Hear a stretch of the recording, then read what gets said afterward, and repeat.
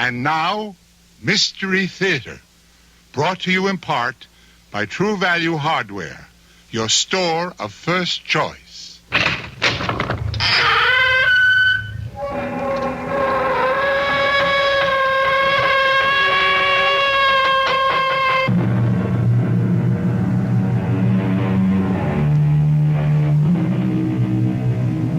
Come in. Welcome. I'm E.G. Marshall. Welcome to the world of your own terrifying imagination. Mark Twain once said, "Everyone talks about the weather, but no one does anything about it." The same thing might be said of the state of morality in the world today. Everyone talks about immorality and corruption, but no one seems to do anything about it. Can we do anything about it? This is the story of a group who tried, with results like this. Oh, no. Please. Please. Help! Oh, my feet. They're on fire. They're burning up. Oh, Prometheus. Promos. Help me. Please. Help me.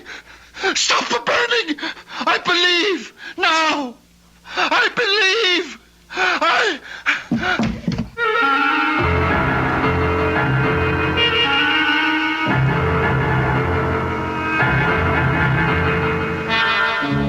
Our mystery drama, Ordeal by Fire, was written especially for the Mystery Theater by Murray Burnett and stars Mandel Kramer.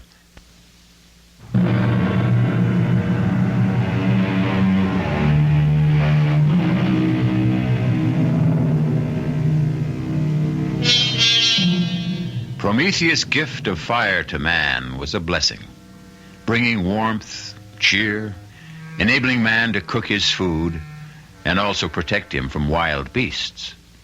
But along with the benefits came drawbacks.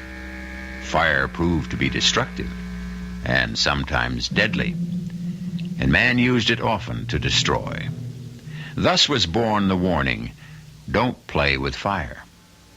However, those who created one warning didn't follow their own advice, and they inevitably learned that they should have. Bob! Bob! Over here! Ava, I wired you not to meet me at the plane. I had to. Bob, I'm so glad you're here. Darling. I've missed you. Me too, darling. I know I shouldn't have sent you that silly cable, but Bob, I am so frightened. It's all right now. It is all right. No, it isn't. I know how important your China trip was to you, but I had to bring you back. I tried to handle this myself, but it just... Handle what? Not here. Let's have a cup of coffee and I'll try to explain.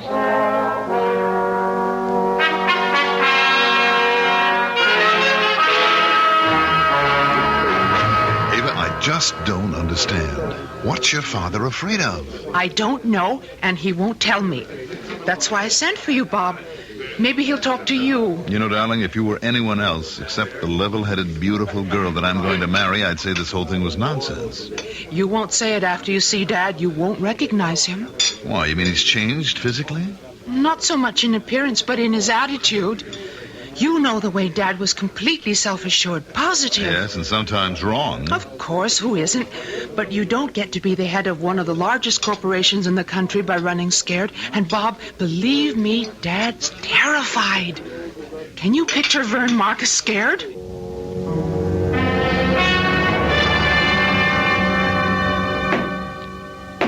What's going on, Vern?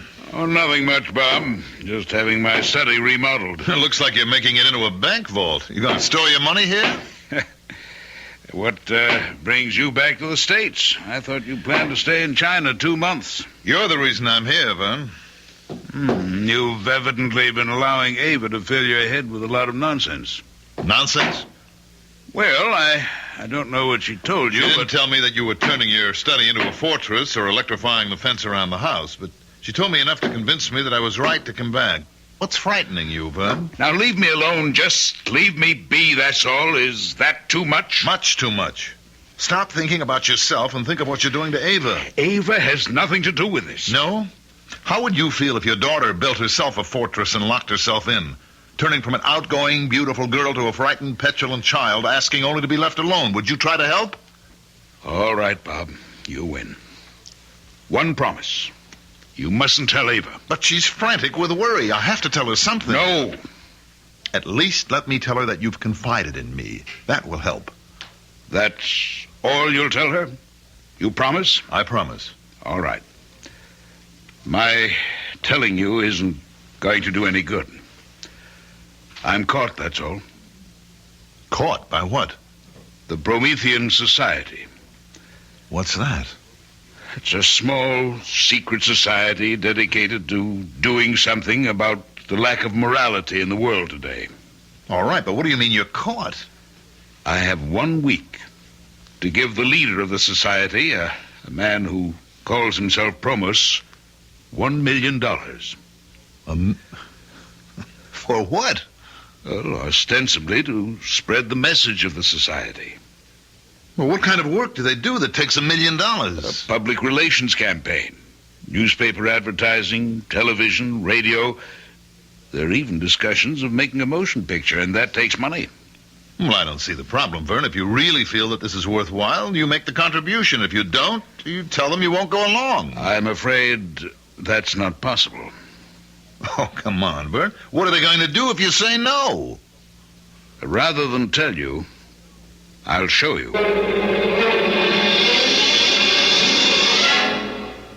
Timmy, Bob Steele remembers you. I'm sure you remember him. Sure. I remember, Bob. How are you? Well, I'm fine, but what are you doing in the wheelchair? Learning how to operate the darn thing. I can move it pretty good. It's the brakes that bother me. Oh, watch it. That's all right. I've got you. Oh, thanks. Now, Vern, what brings you here? Well, actually, it was Bob. Bob? What can I do for you? Well, Vern seems to be passing the buck. I'm trying to find out what's got him so uptight, and he told me that... What have you done, Vern? What have you told him? Well, nothing yet. You see, Ava cabled me in China because she was so worried, and I came back to try to help. How much have you told him, Vern? Well, about our joining the Promethean Society, and that they've asked me for $1 million in contributions, and they asked you for half that, and you didn't pay. Well, Bob wanted to know what happened to you, so I brought him here to show you. You want to see what happened to me, Bob? Unwrap the blankets around my legs. What? Do as he says. And look at his feet. Good Lord. What happened? 3rd-degree burns. The doctor tells me scar tissue will take about 6 months to form. Oh. And then I can start to learn to walk again. How did it happen? Well, I was here, in my house. One day, my feet just burned up. Tell him, Timmy. That day was just 2 days after you refused to contribute the $500,000 that Promos had requested.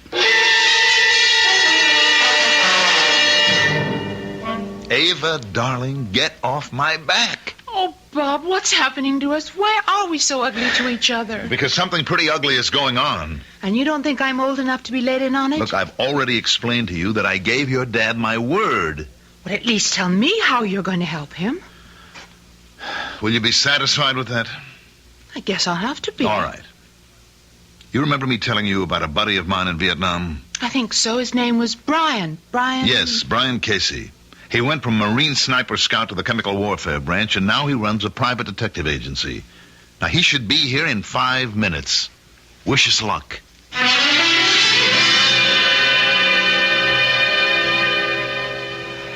can't do it, Bob. I just can't. Vern, think what we're asking. Only to stall. He'll tell me I've had enough time. I've known about this for weeks. He's right, Bob. Look, Casey, I brought you here because I believed you could help. Now, if you're going to agree with him... Just stalling isn't enough, Bob. We've got to have a plan.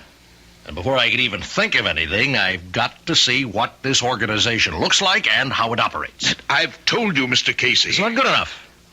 I have to attend one of those meetings. I just don't believe that any man can control fire. Then how do you explain what happened to Timmy Burns? I can't. Yet. And we still can't be sure that Burns told it like it happened. Well, Timmy has no reason to lie. And you must believe that this Promos can control fire. I only know what I saw.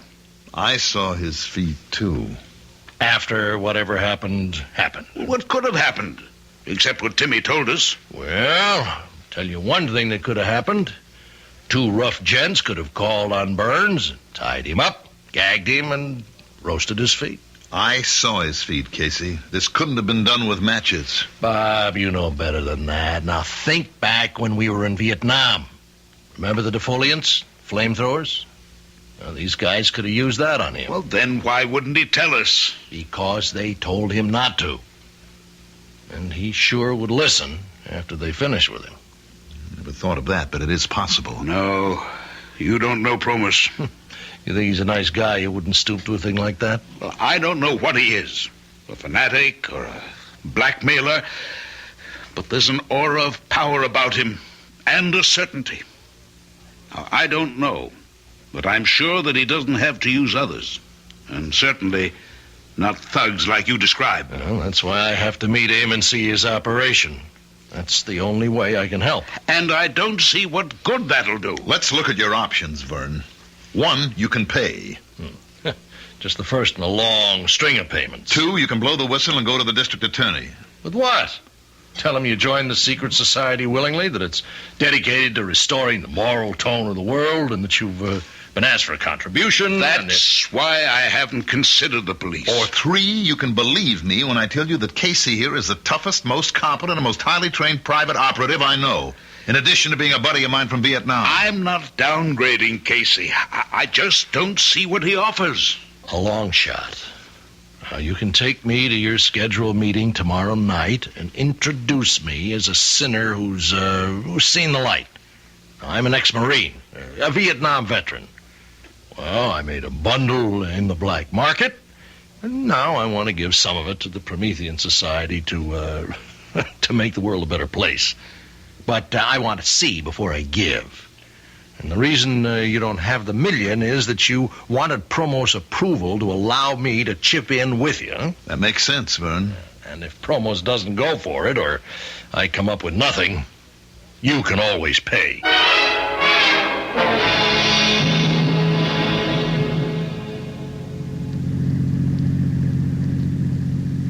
How you feeling, Vern?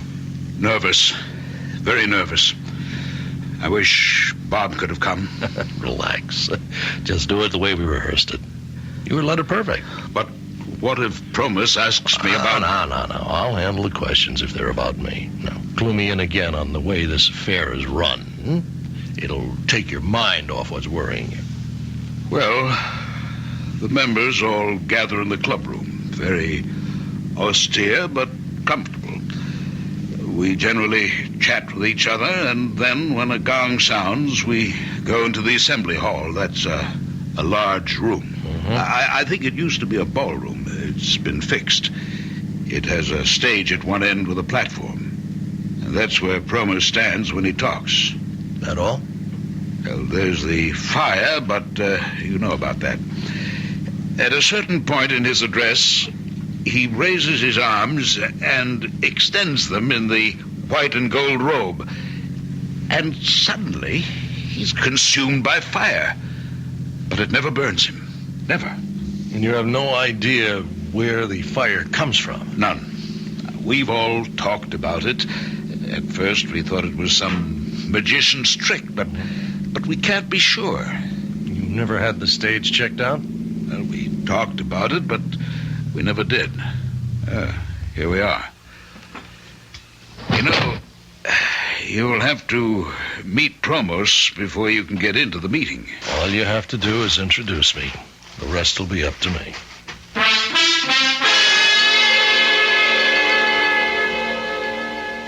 So, you would like to join the Prometheans, Mr. Casey? Well, that's why I'm here. Now, what's with this bit about taking your shoes off? If and when we accept you, we'll explain our rituals. But we do not allow you into the inner chamber with your shoes on.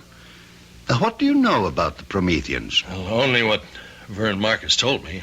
And what was that? Well, it was pretty general that you were an organization doing something about the shocking philosophy in our contemporary society that anything goes as long as it makes a buck. Now, why do you feel so strongly about it? Atonement. Atonement? For what? Yeah, for my sins. This is not a confessional, and I am not a priest, Mr. Casey. We're engaged in a very secular battle here against the forces that have distorted and corrupted the moral values all over the world. And we intend to use the very same instruments that did the corrupting. Well, I apologize, but I wasn't being flip. Maybe Vern told you I was in Vietnam in the Marine Corps. I know this isn't a confessional, and you're not interested in my life story, but I made a fortune then. Opium? No, not quite that bad. Black market. I sold everything I could get my hands on. Yes. Well, while I'm greatly flattered that you want to join the Promethean Society, I'm sure you are unaware of our admission procedures. We have always selected our members, and only because of Vernon Marcus's stature and the substantial contribution he's making to the society did I consent to see you this evening. Now, wait a minute. Much as I sympathize with people like you, you're not the type of member we seek. You know, up until 5 minutes ago, I thought your organization was doing something, but now I think different. Now, what do you think now, Mr. Casey? I think maybe you are money hungry like I was in Vietnam, and you want to stick Marcus for the $1 million and figure on picking up another $500,000 for me later on. If that's what you think, Mr. Casey, I'd be delighted if you'd stay for the meeting. You mean that? I never say anything I don't mean.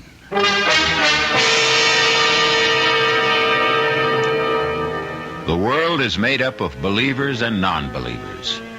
The two disparate groups argue about anything and everything, from the existence of ghosts to the importance of dream research. But few of the arguers ever get down to gritty reality. In just a moment, Brian Casey will see for himself the existence and power of Promethean fire as controlled by Promos when we return with Act 2.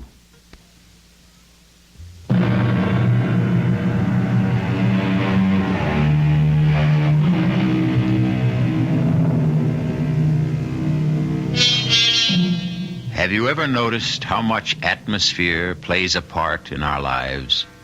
For example, it would never occur to anyone to hold a seance in a subway.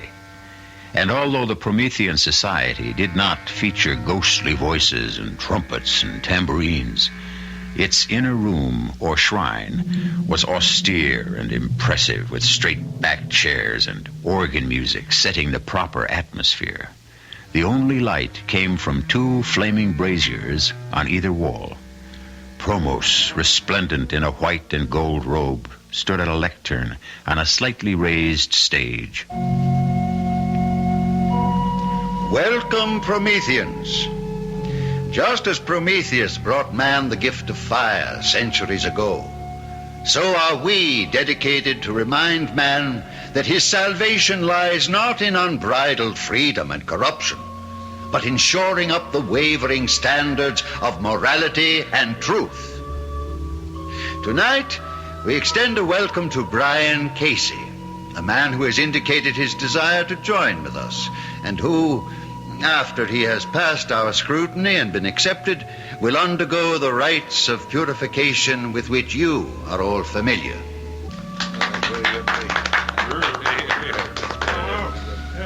You have a question, Mr. Johnson? I do. As everybody here knows, I'm a businessman, and like everyone here, I joined the society with very high hopes. Yes, Mr. Johnson. Well, put it bluntly, the hopes haven't been realized. Could you be more specific? Well, we all know it takes money to mount a campaign of the proportions you outlined to us, and we all contributed at the onset. Now, some of us have made further and exceedingly generous contributions, and I still haven't seen anything that in a business sense would justify these outlays. You are asking for an accounting? Well, I'm asking for some sort of indication that something's being done. You ask for a sign, a hopeful sign, which you expect to find on the page of a ledger. No. And you shall have it. Deucalion, bring Mr. Johnson the ledger. No, I didn't mean to imply that Hand it to him, Deucalion. Look, Promos, I didn't mean to upset you. I only asked, as any businessman would ask, to get some idea of where the money... Take it. Well, now, look, this is ridiculous. Do you want me to look at it now? Yes, take the ledger. And now, Prometheus, O Firebringer, give our friend a sign. A sign, O Firebringer, a sign. The ledger's on fire! Drop it, Johnson! Drop it! Fear not. We are all safe. None of us has transgressed. I now call upon Prometheus for another sign. A sign directly for me. Watch now, Casey. Watch. You see, Casey? The man's a sheet of flame. He should be burned alive. But he'll emerge unharmed when the flames die down. It's a miracle, Casey. It's impressive, but I don't believe in miracles.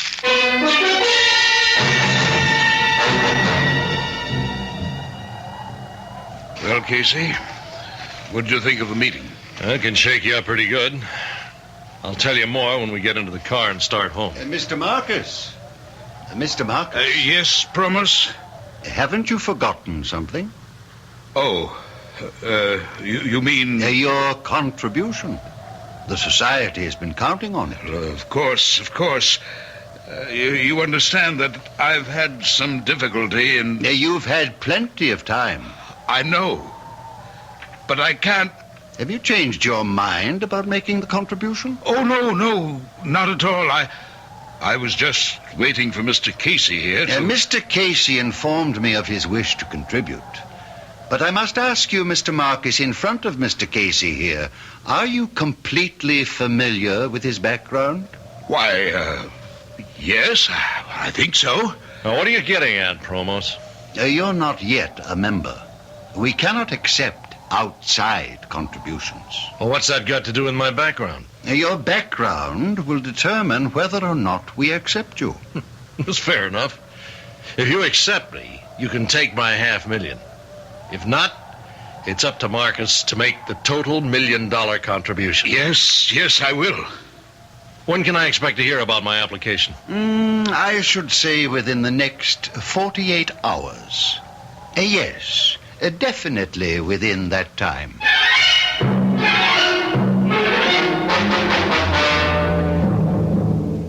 Well, now that we're back home, Casey, what do you think? Phony is a $4 bill. Well, what do we do? Blow the whistle, Bob. Go to the DA. Raid the joint. I guarantee you'll find all sorts of gimmicks that produce the fire Promos uses. You're being blackmailed. You don't want to give the Promethean Society $1 million, do you? No. Yeah, but you're afraid that if you don't... Stop right there. Now, you saw what happened to Timmy Burns. That's what I'm afraid of. Do you have any explanation as to how Timmy's feet were so badly burned? Oh, not at the moment. I thought I did when we were made to bathe our feet in water at the purification rites, but my theory was wrong. What did you think it was? I thought, Bob, there might be some delayed action chemical in the water which might have caused the burns.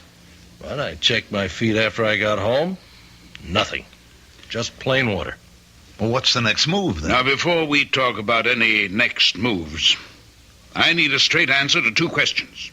One, can either of you guarantee that nothing's going to happen to me? Two, if we call in the police, can they give me the same guarantee? The answer to both questions must be no. Casey, thank you for your trouble. I'll send you a check. It's been nice to meet you. Goodbye. Now, wait a minute, Vern. You haven't heard... I've heard all I need to.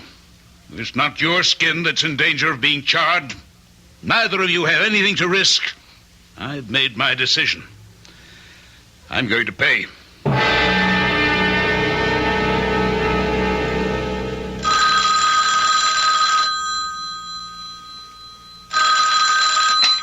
Casey Associates. Ah, Mr. Casey. How fortunate I reached you so promptly. Who is this?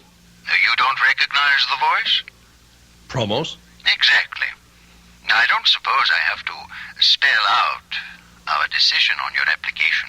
I don't understand. Oh, come now, Mr. Casey. The little game is over. Since I've called you at your office, you must realize I know you're a private investigator. So? Well, surely you don't expect the Promethean Society to... I'm a private investigator. Now, does that make me a second-class citizen? If you've done any checking at all, you've found out that I was in Vietnam and that the rest of what I told you is true. Please don't excite yourself, Mr. Casey. Private investigators are, by nature and profession, skeptics. Philosophically, you can't possibly be attuned to our lifestyle. Therefore, it's my irrevocable decision to refuse you membership. I called because I wanted to tell you this personally. Okay. It's your candy store. Not entirely, Mr. Casey. Although my instincts tell me you don't accept it, there is a god involved. You remember Prometheus? Look, Promos. I would like to hire you, Mr. Casey. What? You do undertake assignments that are of a protective nature? Yes, but It would be to our mutual advantage if you would. I have reason to believe that my life may be in danger.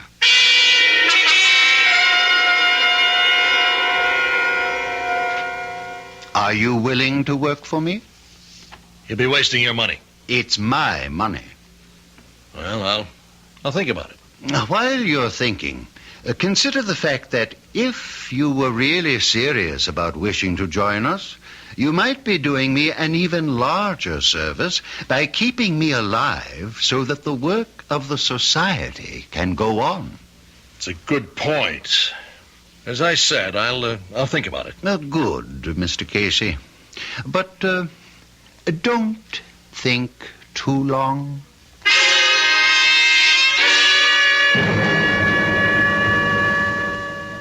I'll tell you, Mr. Marcus, he's getting nervous. Otherwise, he'd never have tried to hire me. Maybe it's true. No way. Promos needs protection as much as an intercontinental ballistics missile. You agree with me, Bob? Well, it looks that way. Well, I don't see how it changes my situation. I still have 24 hours to pay. Correct. But if he's running scared, and it looks like he is, then he's got something to be scared about. Look, he's very big on Greek mythology with all this Prometheus stuff, but he's got to have an Achilles heel somewhere, and he's afraid we might find it. Oh, excuse me. Hello. Good evening, Mr. Marcus. I'm not taking you away from anything, am I? Oh, nothing important. Fine. I called to ask if you were aware that the guest you brought the other night was a private investigator. You mean, Brian Casey? Yes. Well, does that disturb you?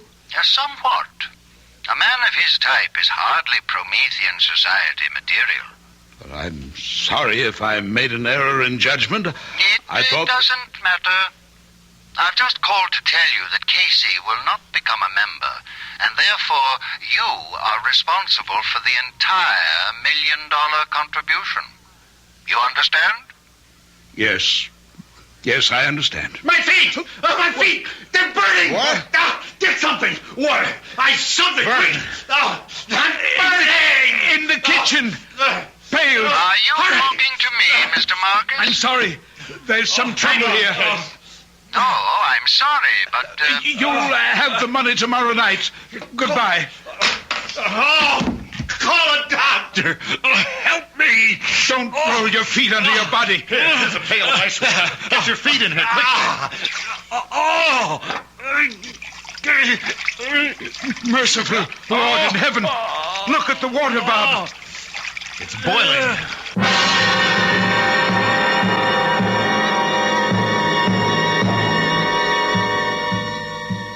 What can turn a pail of ice water into a bubbling cauldron? Promos would say it's Promethean fire. What would you say? What would you do if you were in Vernon Marcus' shoes? We'll be back shortly with Act 3.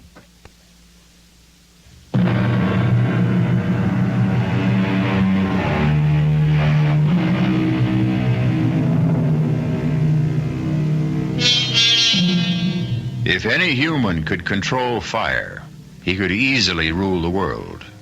Unless this power was granted to him by Prometheus and could only be used when Prometheus gave his permission and blessing. That is the claim of Promos, the head of the Promethean Society.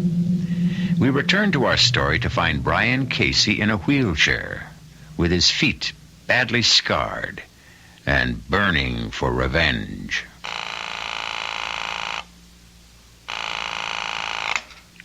Hello? Bob, Casey, where are you? I'm at my office. But your feet. I'm in a wheelchair. Now, they tell me I'll be back walking in less than 3 months. You've got to do me a favor. Of course. When's the next meeting of the Promethean Society? Now, look, Casey, I don't want to interfere, but don't you think you ought to lay off now? Tell me. Then I'll ask you the favor. The next meeting is this Friday night. Did Marcus pay the $1 million? He's handing it over tonight. Where? Well, I don't know, but... Listen closely. I want you to persuade Marcus to invite Promos to a big shindig at his house tonight. I don't know whether... It shouldn't be too hard, but it's vital. Now, why wouldn't a guy come to a party to pick up $1 million? Casey, you ought to know better than anyone that Promos isn't just a guy. We both know he likes money. Marcus can say that he wants to make a big publicity deal out of the party. There'll be a lot of tycoons there. It'll be an opportunity for Promos to meet them. Some of them should be interested in the Promethean Society. And think of the impression it'll make when Marcus hands over the $1 million. Well, it's a point. It'll work. And think of the impression Promos will make when he shows up in his robes. Why would he wear the ceremonial robes? Because they're impressive, because he's a ham at heart, and because he has to for my plan to work. Your plan? What plan? It's better that you don't know, in case something goes wrong. Look, Casey, you're asking to use Vern's house, and... I give you my word Vern can't get into trouble. Now, you've got to make the shindig come off. Why? What's so important about Promos coming to a party? Because after he gets there, you're going to spill a glass of whiskey over those ceremonial robes. You've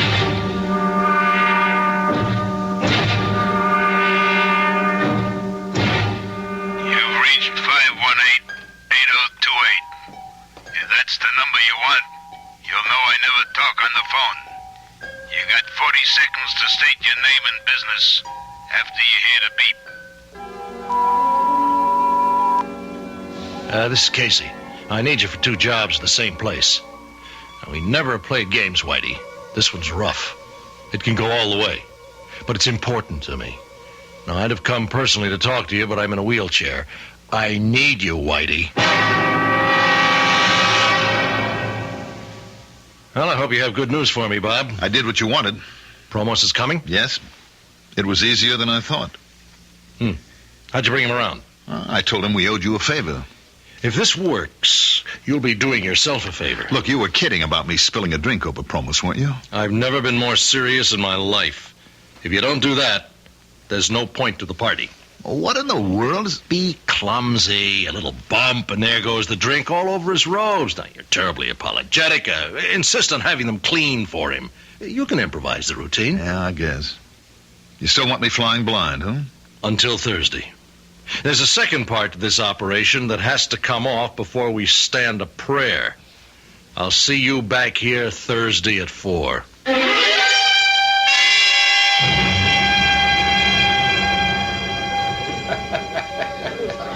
Bob? There's something very strange about this party. Nonsense, darling. I'm having a ball. Well, who's this Promos? Oh, he's quite a guy. Does he have anything to do There with... you are, darling, enjoying the party? Oh, excuse me, Vern. Ava, do you want a drink? No, thank you, and you don't need another either. Honey, we're not married yet. Dad, Yes? I want to talk to you about this party. Later, dear, after it's over. Where did you meet this man, Promos? Now, please, this isn't the time to... Well, he's the one who's been giving you the trouble, isn't he? I've told you, Avi, this is the wrong time for me to explain. You'll tell me later? If I can. Ava, darling, you don't know what you're missing. This bartender really knows how to mix a drink. Why would Dad give this man $1 million? Probably because he believes in the Promethean Society. Ridiculous. Don't say that until you've met Promos. He's impressive. He's a creep. Come on, let's go over. I'll introduce you. You may change your mind. Promos. Ah, Mr. Steele. And this, I take it, is your bride-to-be. That's right. Ava Marcus. Delighted. And congratulations to you, Mr. Steele. Oh, thank you. Oh, you're not drinking? Only wine. Excuse me now. Oh, please don't go yet, Promos. We haven't really had a chance to talk. Watch out, Bob. Your glass. Oh, I'm so sorry. You clumsy fool. Bob, you spilled your I'm drink. terribly sorry. I don't know how that happened. Somebody must have pushed my arm. You did. Pushing it up to your mouth. Well, I'll have your robe cleaned, of course. No. No, thank you. Oh, I insist. It was an accident. There's no need to make a case out of it. It was my clumsiness. I'll have it cleaned and sent over to Society headquarters. I wouldn't think of it. Now, no offense, Mr. Steele, but this is a ceremonial robe, and I'll see to the cleaning myself. Oh, right on time, Bob. Come on, sit down. How you feeling? Coming along. You managed to spill the drink over the robe? Yes. How did he react? Well, he blew up, naturally. I offered to have the robe cleaned. And he wouldn't allow it, huh? How did you know? Because he's not about to let that robe out of his hands. You think he's gimmicked the robe? I think I figured the answer to a lot of his tricks. You remember the ledger that burned up in Johnson's hands? Sure. Well, Probos has definitely had experience with chemicals and combustibles. He's come up with some special ways to use them. Now, that ledger was treated with an unusual substance that would ignite when touched with the heat of a human hand. Yes, but the guy who brought it to him, Deucalion or something. He was wearing gloves. Are you sure? Well, I'm sure about the gloves. The rest is an educated guess. I learned a lot about chemicals in Vietnam. Well, how does the robe come into it? I just finished looking over Promo's ceremonial robe. How'd you get it? Remember Whitey Phillips? Where did you find Whitey?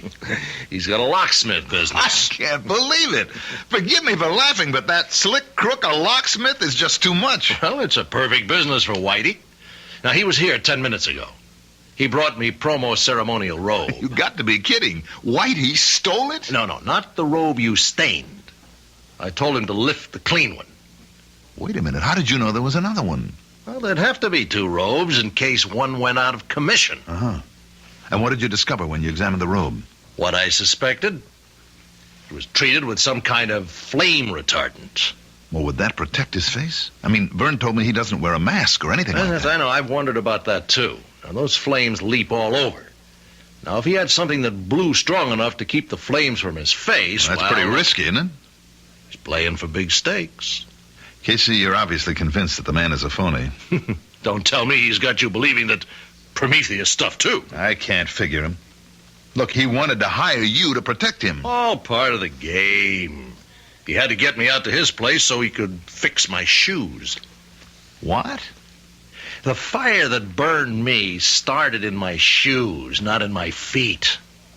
He made me take my shoes off before I went into his office. Then he must have had the shoe treated with phosphor or some other of these chemicals that ignite under heat. Well, you know, like he did with the ledger. The heat of my body touched off the shoes. That's the same thing he did to Timmy Burns. I think so. Well, what are you going to do? Fight fire with fire? I managed to remove the fire-retardant substance from the robe Whitey brought me.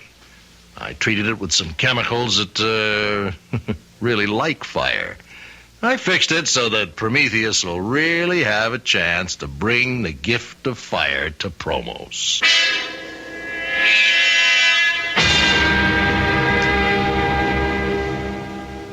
Whitey made it. Are you sure? Why shouldn't I be? Byrne just heard that tonight's meeting has been called off. Any reason given? No. Another date set? Indefinitely postponed. Now, do you think maybe Promos suspects something? No, we've got to trust Whitey. Why would Promos call off the meeting? Well, maybe he's packing in the entire operation. With Marcus Million, he may figure he's had it. Well, that leaves us up the creek. Only one option. We have got to get that meeting rescheduled.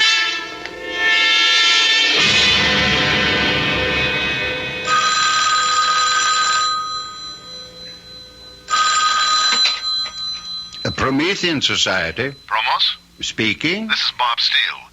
Look, I don't know whether you even want to talk to me because of the way I behaved at the party. Accidents can happen, Mr. Steele. Well, I called because I heard that tonight's meeting had been called off. Yes?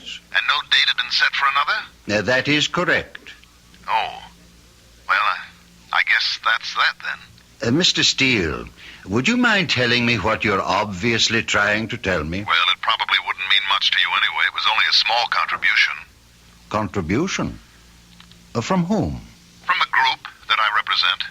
You probably don't know them, but we're setting up an import-export business with China, and I talked to them about the society and you, and of course I could only tell them what Byrne had told me, but they were very impressed. And what has all this got to do with tonight's meeting? Well, it was kind of a wild idea to start Without meaning any offense, Mr. Steele, I find it extremely difficult to follow what you're saying. Well, I apologize.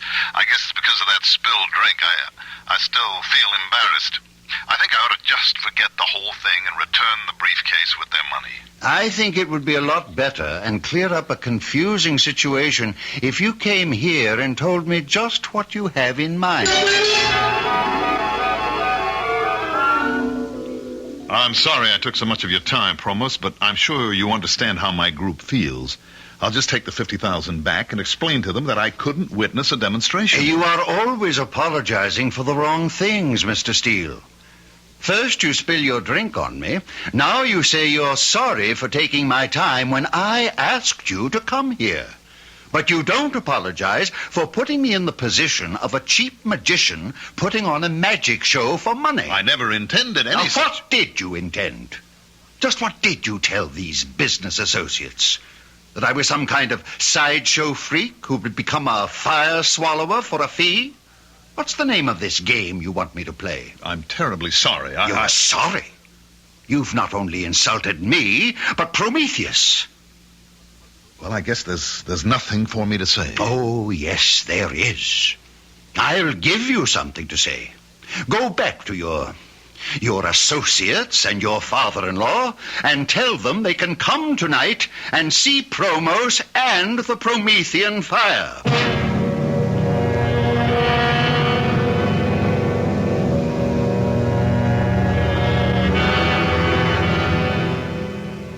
I don't like it. What's going to happen? At this point, I don't know. Well, what did Casey say when you told him how Promus reacted? Good evening. I will extend no welcome to those of you who have come tonight, not because you believe in a cause, but out of curiosity. I don't like this, Bob. Tonight, will you have the courage to face Prometheus, as I do? Oh, Prometheus, bring me your gift, your gracious gift of the purifying fire. Behold the fire, the consuming flames that Prometheus... Take it off! Take it off!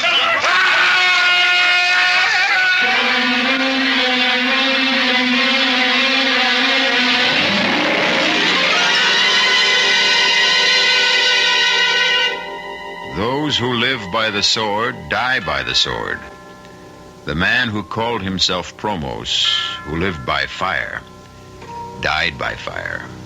A flaming, horrible death. A warning to whom? To criminals, and perhaps a warning from Prometheus not to misuse the gift he brought mankind. I'll be back shortly.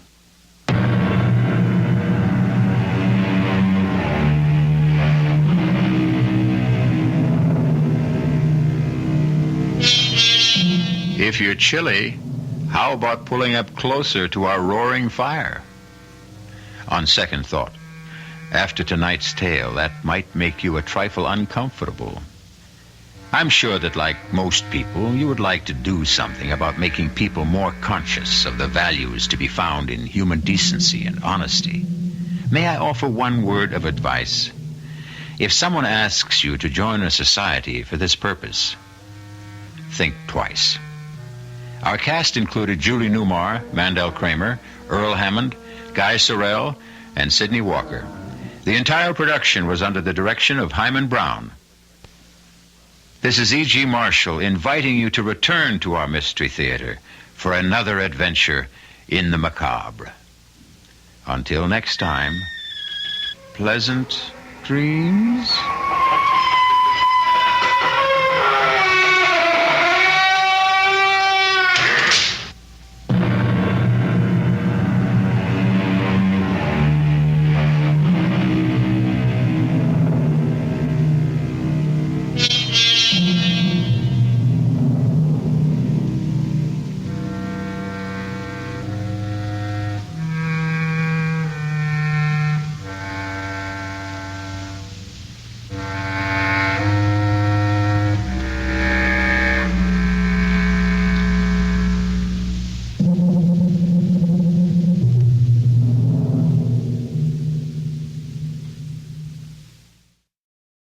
The CBS Radio Mystery Theater presents...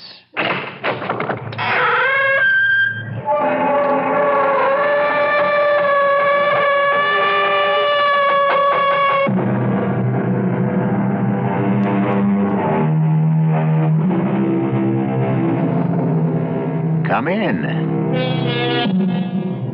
Welcome. I'm E.G. Marshall. Welcome to the terrifying world of your own imagination.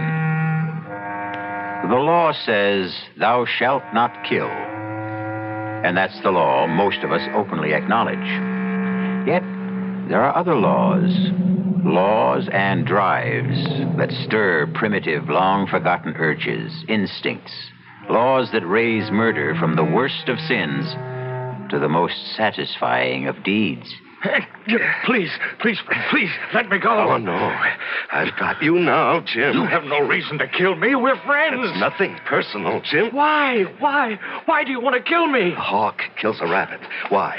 Because he has to. It's the law of nature. Frank, you're crazy. Put away that knife. I'm a natural man, Jim. I'm only obeying the law of nature. Kill!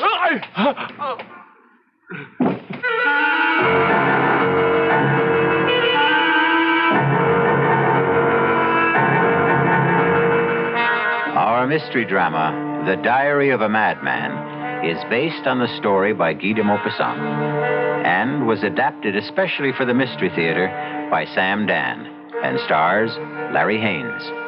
It is sponsored in part by Anheuser-Busch Incorporated, brewers of Budweiser, and by the Kellogg Company, makers of Kellogg's Special K cereal. I'll be back shortly with Act One.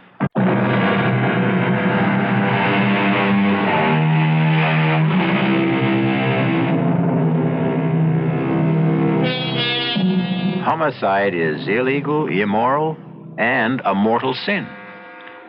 We condemn and punish the murderer. And yet, from time to time, doesn't an entire nation rise up in righteous anger and slaughter another nation? And so, there are those who, naturally enough, ponder the question. If it's noble to kill for one's country at wholesale, why is it base to kill for oneself at retail? These are the thoughts that occupy the mind of a tall, well-dressed, dignified gentleman. He's walking down a deserted street very late one night in the early summer, some 25 years ago. As he passes a darkened doorway, he hears a gasp. Oh, what a relief. I beg your pardon. Oh. Is something the matter, miss? Yeah. Oh, it's only you. Me? Yeah, you. I don't believe we know each other, Miss... Wilson. Darlene Wilson. Oh, my glad it's you. I'm afraid I don't understand. Well, you see, I took this job at Benji's Diner. My first night at the job. You know the place? No, I can't say that I do. We'll never go there. Oh, what a bunch of creeps. Anyhow, somebody said this street was a shortcut to the bus stop. And I was walking down the street and I heard these footsteps coming up right behind me. Well, wouldn't you be scared if you was me? Well, I suppose. Oh, I got so scared.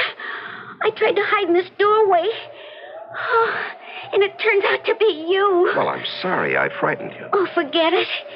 You're just the kind of person somebody would like to see on a lonely, deserted street late at night.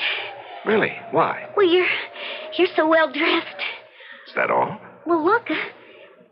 Is it okay if I walk with you as far as the boulevard? I guess it's pretty safe there. Yes, of course. Do you mind if I ask you something? Please do. I really shouldn't ask strangers such questions, but what's a person like you doing in a neighborhood like this, anyhow? I was looking for somebody. Down here? Yes. What kind of person will you be looking for in this part of town? I mean, it's none of my business. In a sense, it is your business. It is? How? Because, I happen to be looking for a person like you. What? What did you say? Person like you. What are you talking about? You see, I have a certain urgent need. Now, listen here, mister. If I was that kind of a girl, No, Darlene. It's obvious you are not that kind of girl. Well, then, what do you want from me? I want your life, Darlene. What are you saying? No, please, get out of my way. Oh, no, Darlene. Darlene. Let go of me. Let go. No, I can't, Darlene. You can't kill me. I never did anything to you. No, of course not. I don't even know you. There's nothing personal in this, Please, Darlene. I'm scared. Please leave me alone. Please, don't struggle. I won't hurt you. It'll be over very quickly. I don't want to die. Don't, please.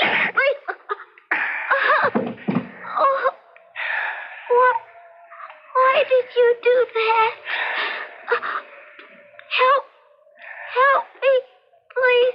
Somebody, help me. Some maniac step. I'm not a maniac, Darlene. To kill is to obey the law of nature. Nature commands all of us to kill.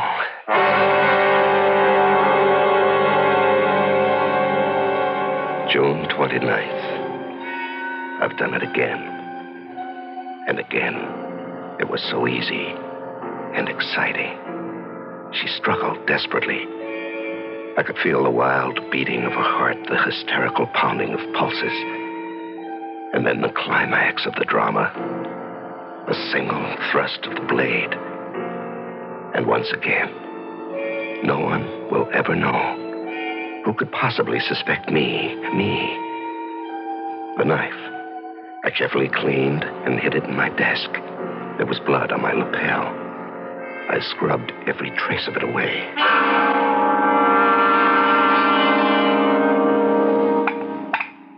Morning, Frank. Good morning, dear. Everything smells so good. You mean you've regained your appetite? Well, I don't know. I'm starved. Oh, that's wonderful. I've been so worried about you lately, Frank. What did the poet say, dearest? Come fill the cup. Well, fill my cup and my plate with doubles of everything. What's come over you? Well, I feel like a brand new man today. How was the banquet last night? Oh, the usual political nonsense. Anyone want you to run for the Senate? Well, as they say, the feelers were out. Do we want to live in Washington? Oh, darling, that was a bore. I made an excuse and left early. Oh? Where'd you go? Oh, out for a stroll. One of your long walks? Mm-hmm. Clears the mind. Doris took your coat to the cleaners. The lapels were all wet. Yes, I tripped and fell to the pavement. Oh, you didn't hurt yourself? No. I landed on some grease or paint or something. I tried to wash it off when I got home. Well, you didn't have to bother. Doris said it looked like blood. Oh, that sounds ominous. Anything in the paper? Oh, the usual mess. Plus a nasty little murder. Oh? A young girl who worked in a diner, killed on her way home from work. Oh, killed, huh? Why? How? How? Stabbed to death on a deserted street. Oh, what a terrible thing. She was hardly more than a child. How would you know that? Well, you said a young girl. Oh, she was just 18. Oh, but why? Oh, I think it'll turn out to be a lover's quarrel. Really? They picked up her boyfriend. Seems the two of them had been quarreling. A what? Oh, use of the car. Her parents say she was angry because he took it, but he claims it's as much his as hers. Well, what do they have on the boy? Well, he's got blood stains on his jacket. Oh, well, that doesn't look good. No. He claims he was out riding around and got into a fight. Oh, with whom? Well, that's the problem. He'd been drinking and can't remember where or with whom. Oh, why do we talk about these things at home, Frank? Isn't it bad enough you have to live with them?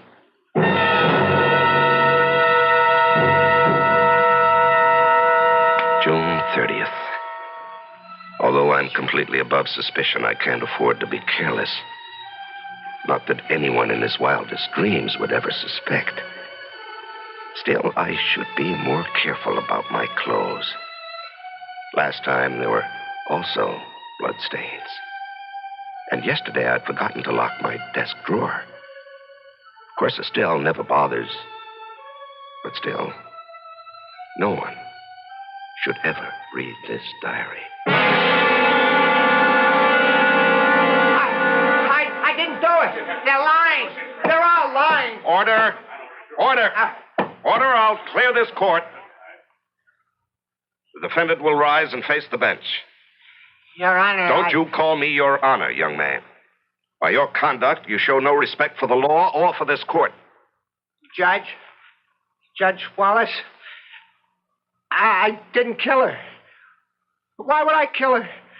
Why? I loved her. Young man, you're being given a fair trial. You have every opportunity to prove your innocence. Judge, please. None of them believe me. What are you saying? Everybody thinks I'm guilty. I can tell. But I was cruising around and I got into a fight. I got the bloodstains that way. I got no alibi, but I didn't do it. You'll have to be seated. We'll proceed in an orderly fashion. Will the attorney for the people continue his cross-examination?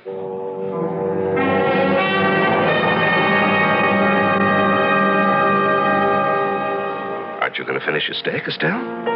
You mean you still have room for more? I'm always this way when I'm trying a case. Well, it must take a great deal out of you. Yes, especially this one.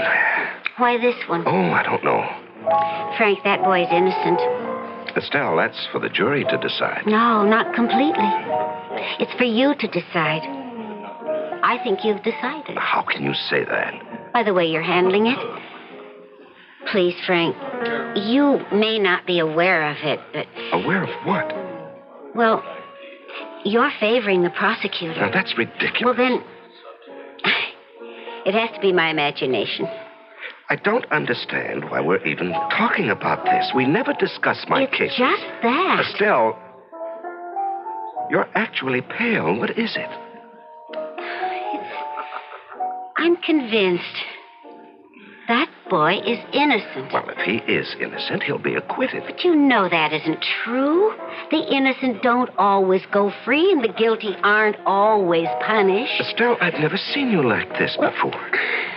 I know, and I just can't account for it. But I have this conviction. That boy is absolutely innocent. Darlene, there's evidence. I don't care about evidence. Now, that's irrational. Well, what can I do? I know. Don't ask me how. I just know. That boy is innocent. Well, then there's every chance the jury will agree with you. No, Frank. That's what makes it so terrible. I don't think the jury will agree with me. I had killed before. But this was the first time somebody was going to pay for it, so it was doubly exciting. I had not only killed her, but in a very real sense, I would also be killing him. He was doomed. I could tell. They were a hanging jury if I ever saw one. They didn't like the boy. I could read the verdict in their faces. And so I went out of my way to give them the kind of charge that would be as favorable to the defendant as I could make it, because I knew that nothing could save him. They stayed out a whole day, all night, and the better part of the next morning. There was never any doubt in my mind.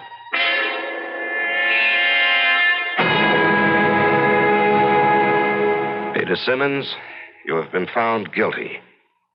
Have you anything to say?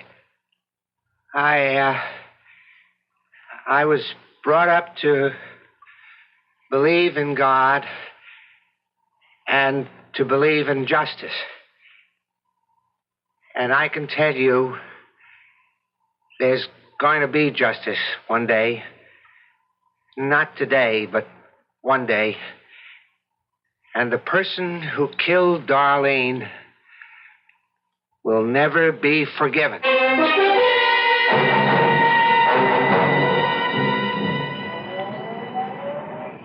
Thanks for picking me up, dear. Yeah, well, I didn't think I could come to court today, but I couldn't stay away.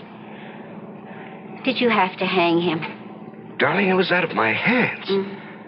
The jury wants him executed. There was no recommendation for mercy. Do you think he's guilty? We don't think about these things, darling. We hold a trial and hear the evidence, and the jury decides. Therefore, he's guilty. Well, I still say he didn't do it. I'm sorry. I heard your summation. You were obviously on his side.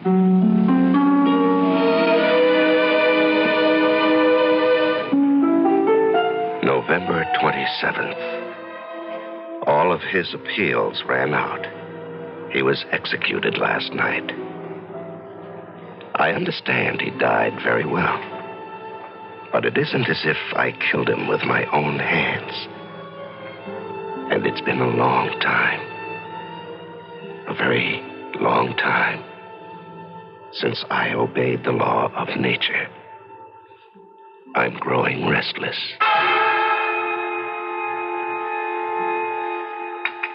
Oh, honey, I took so much trouble with that chicken. You haven't even touched her. I'm sorry, dear. Oh, you're out of sorts tonight. Actually, honey, you haven't been yourself all week. You've been working too hard. I have a headache. Oh, well, why don't you lie down? No. I think I'll take a walk. Well, it looks drizzly out. Well, that's just the kind of weather I like. Well, when you decide on one of your walks, there's nothing I can say to stop you. Put on your rubbers and wear a raincoat. Yes, of course, dear. I don't want to have to worry about you.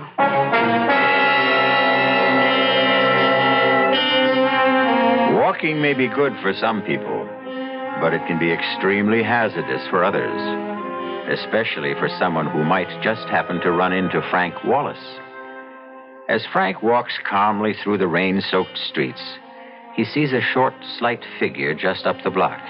And once again, there is the quickened pulse, the rapid heartbeat, the flushed face, and Frank's fingers tighten around the knife in his pocket. We'll be back shortly with Act 2.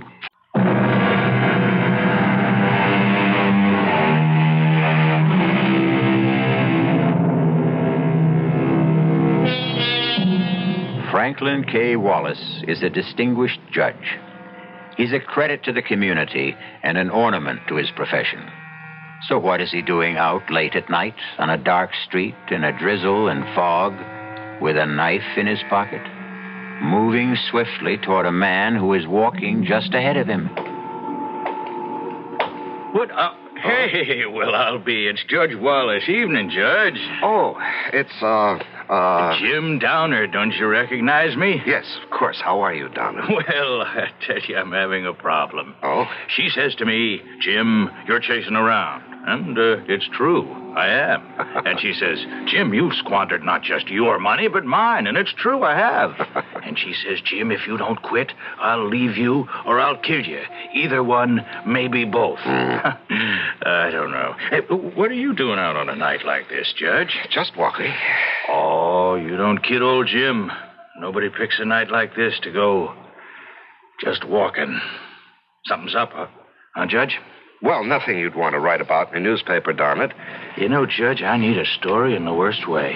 I'm up against a deadline. I don't even have tomorrow's column. How about an idea? Well, how about, murder? Murder? Murder. Oh, no.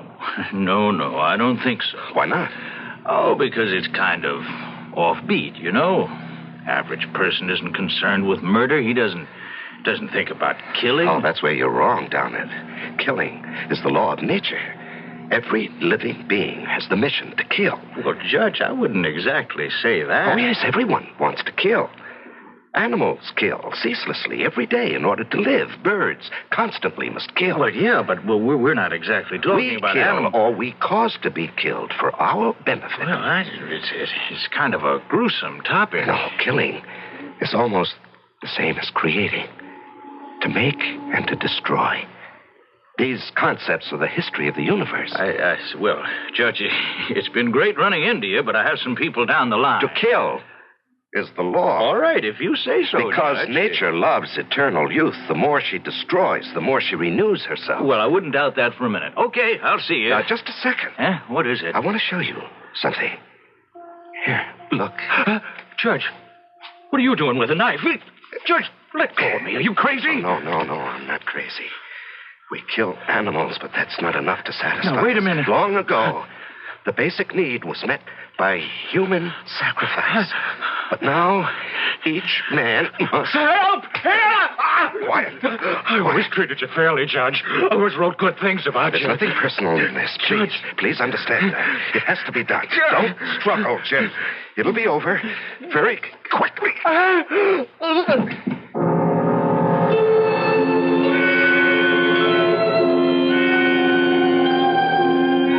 Was he dead?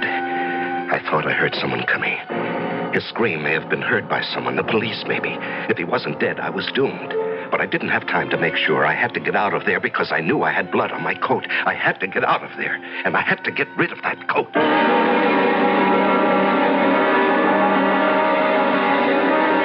Frank, where's your coat?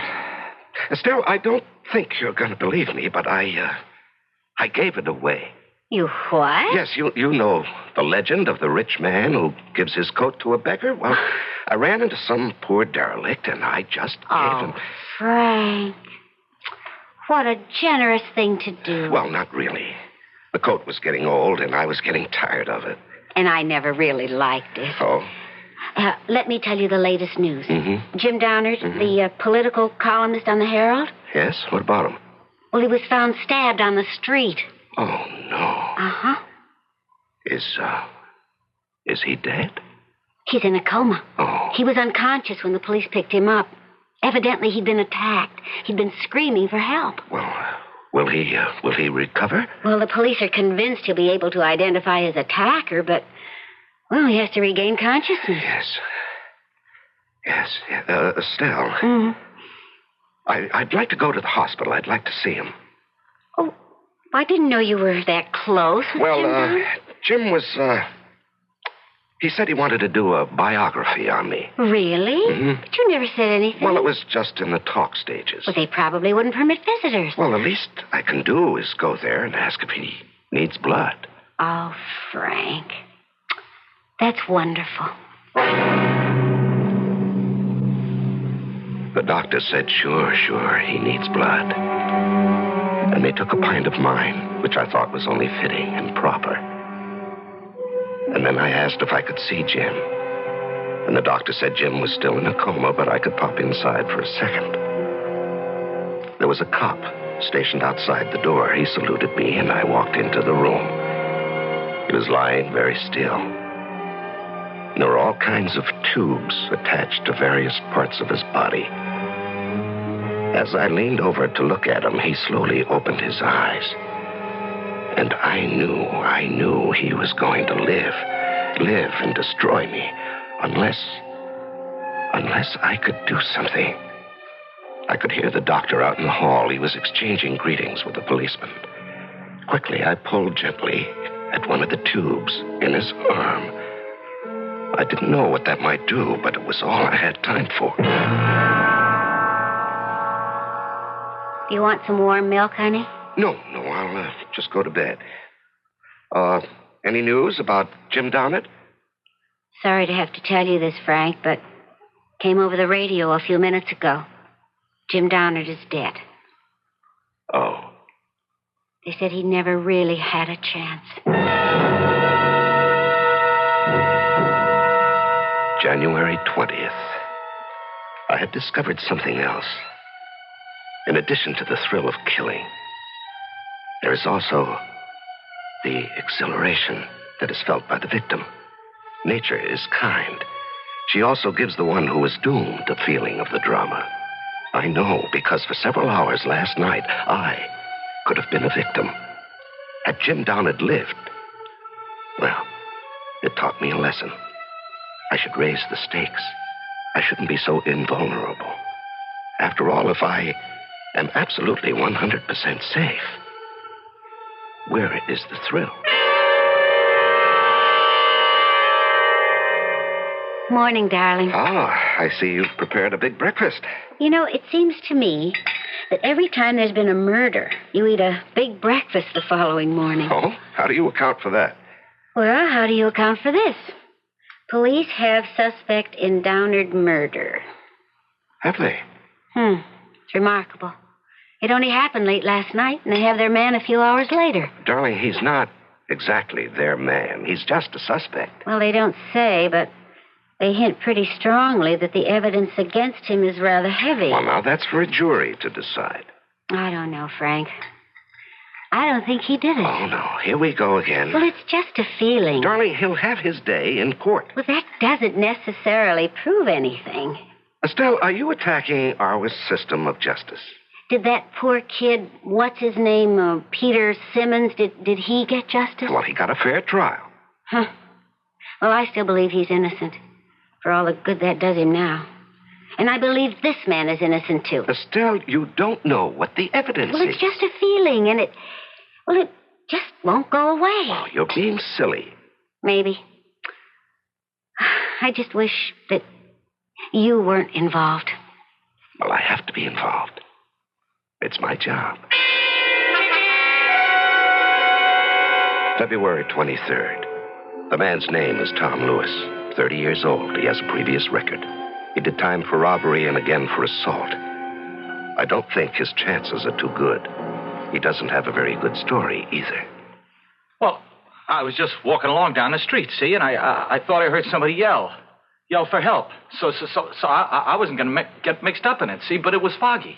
And I couldn't see, you know. And I guess I must have tripped over him. I could see he was dead, or good as dead.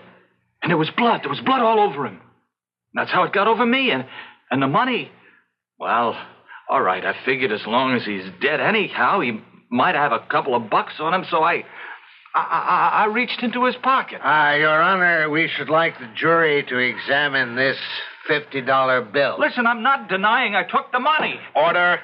But somebody else had already knocked him off. The accused will remain seated and orderly. Well, I'm being framed. Mr. Lewis, I will not warn you again. The court cannot tolerate these outbursts. But I didn't kill him.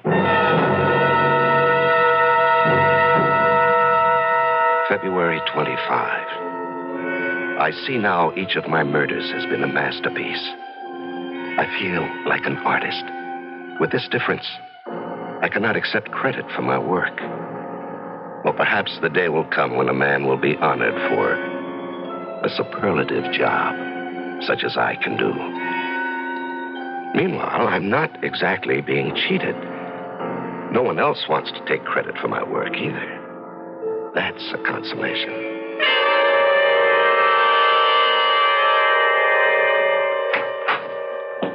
Estelle? Yes, Frank? Well, now, what are you doing sitting here in the dark? Is it dark? I hadn't noticed. Well, did you fall asleep? No. Well, let me turn on the light. There. That's better. Well, what a day. Did you hear about it on the news? No. The boy. He isn't doing his case much good with all those outbursts. Would you like to go somewhere for dinner? I don't feel like eating out. Oh, well, that's all right. I just assumed. The truth is, I don't feel like eating at all. What's wrong? That's a good question. How can I answer it? Estelle. I don't have the faintest idea of what to say or what to think. About what? About everything. Darling, I wish I knew what you were talking about. But there's really nothing I have to tell you.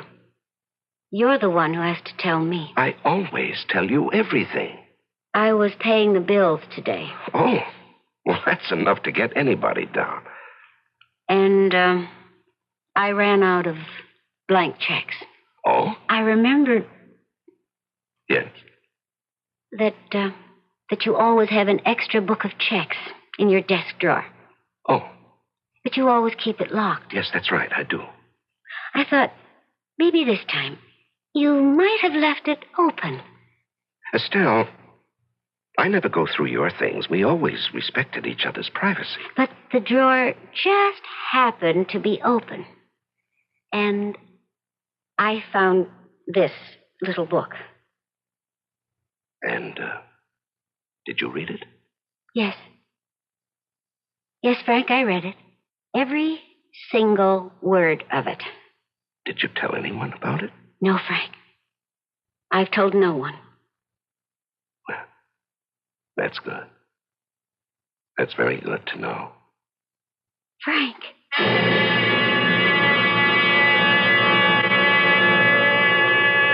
How would you like to poke innocently through your husband's desk and come up with a diary like the one you've been listening to?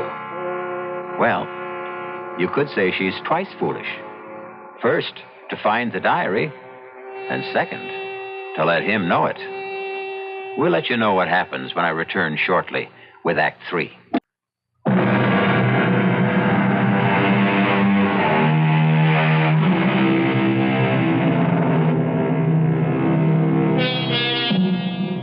Over the years, there's been a series of particularly brutal murders. You are the wife of a distinguished jurist who has presided over most of the trials and sent the supposedly guilty to death. Now, you find a diary in which your husband claims that he is the killer. Frank, what are you going to do? What do you mean, what am I going to do? Well, you killed those people. This boy.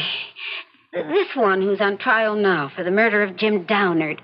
He's innocent. No, dear, he's guilty. But I just read your confession. And Peter Simmons, who was hanged for killing his sweetheart. Well, you admit you killed her. Darlene, please, sit down. You're becoming hysterical. That's right, I am. I have every right to become... Estelle, please, will you listen? But to what? To the truth. I've just read the truth. Darlene, listen. For many years, I wanted to write a book. What? Now, will you please just listen? You don't have to say anything until I'm finished. I have been fascinated by the criminal mind. And so after a particularly brutal, apparently senseless murder is committed, I try to place myself in the mind of the killer. What does he think? The way you put it, murder is obedience to a natural law. That's poetic license, dear. What do you mean? We kill, not for gain. Oh, we think we do. We think we kill for money or for passion, but the truth is, these are just pretexts. Now, we kill because of an ancient urge. And when the urge becomes strong enough, we take advantage of any pretext that comes up. But I'm not aware of this urge. And neither am I, dear. It's been refined and civilized out of us, but there are lower types. You see, the Tom Lewises, but the Pete why? Simmons. Why what? I don't know. Estelle, do you believe that I killed these people? Well, there it was in your own handwriting. Oh, Estelle, could you actually believe me capable of murder? I don't know. It was such a shock, and I was so frightened. Darling, we've been married 20 years. Don't you know all there is to know about me? I thought I did. And then I happened to remember certain things. Like what? Well, each time there's been one of those murders, you just happened to be out walking. Well, there is such a thing as coincidence. And when that girl was killed, well, you did have stains on your coat. Oh, darling. Would you hang me on circumstantial evidence? Well, you hung Peter Simmons on circumstantial evidence? And circumstantial evidence is tightening the noose around Tom Lewis's neck every day. Do you mean you seriously believe? No. I believe you. Well, that's better. I believe you. Because I have no alternative. February 27. How could I have been so stupid? Why did I leave that drawer unlocked? I'm sure there are psychologists who would say that I want to be caught, but that's ridiculous. Does she believe me? Does she? Or do I have to kill her. Kill Estelle. Now that would be testing the law, the natural law. Can you kill a loved one? Because I do love Estelle. That would be the highest obedience to the law, to kill the one you love. Very well, Mr. Lewis. You expect this court to believe that you just stumbled across Mr. Downard's body in the dark? It's the truth. He had already been attacked by someone else. Yes. He was still alive. I think so. You insist you heard him cry for help. That's right. Someone had just attacked him, see? And he's the one who killed him. Yeah, but we don't know that he cried for help. All we have is your word for it. But it happened, I tell you, and... Yes? What? What did you want to say? Mr. Lewis, you must answer the prosecutor's question. What happened? Yes, well, it was foggy. But you see, just as I got there, I saw somebody. You saw somebody? Right. I could see somebody running away. And could you describe that somebody? He was tall. Very tall. There's no mention of this somebody in any of your previous statements? Well, that's because I was nervous. See, I couldn't think, but now... Yes? Well, now, as I go over it again and again in my mind, I remember. There was somebody, see, a tall guy. And he was running away. I mean, I can even remember his footsteps. And so now you expect us to believe that the murder was committed by a certain mysterious somebody. I expect you to believe the truth. I think we already know the truth.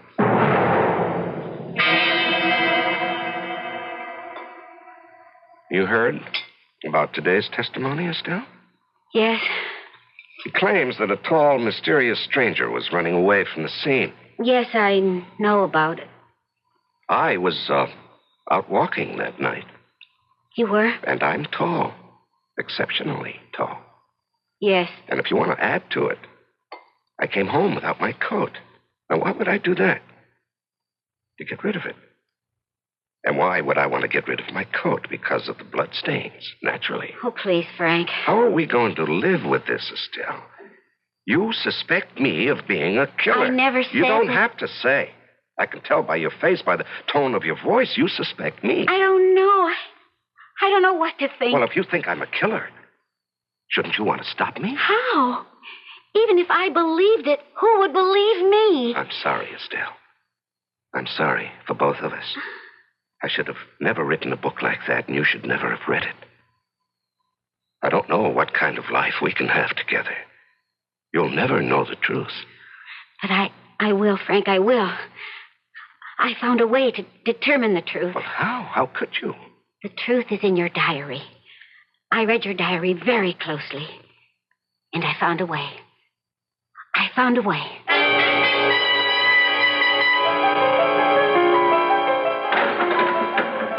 Who are you? That's not important, Tom Lewis. How'd you get in here? It wasn't easy. Now, what do you want? I want to save you. Yeah, why? Listen, I pulled a lot of wires to get into this prison.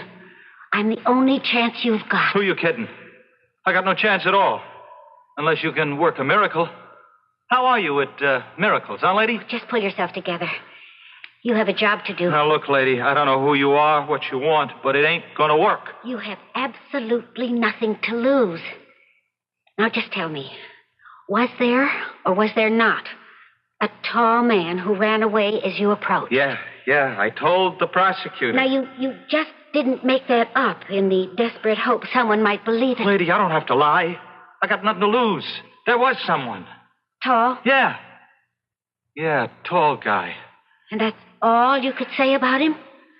Well, he was tall and kind of athletic looking, you know. Good building. He moved fast. I see. Hey, lady. Hey, what's the matter? Come on, what are you crying about? Oh, nothing at all. Now, do you want to be cleared of the murder charge? Huh. Just like that, huh? Well, almost. Why should I be cleared? Because tomorrow, you'll stand up in court And admit you killed Jim Downard. Oh, great. And that's going to clear me? Yes. Oh, lady, why don't you leave me alone, huh? I got it tough enough now. Do as I tell you. You mean you want me to just jump up and holler, I killed him? Yes, and then you'll go on and this is what else you'll tell them.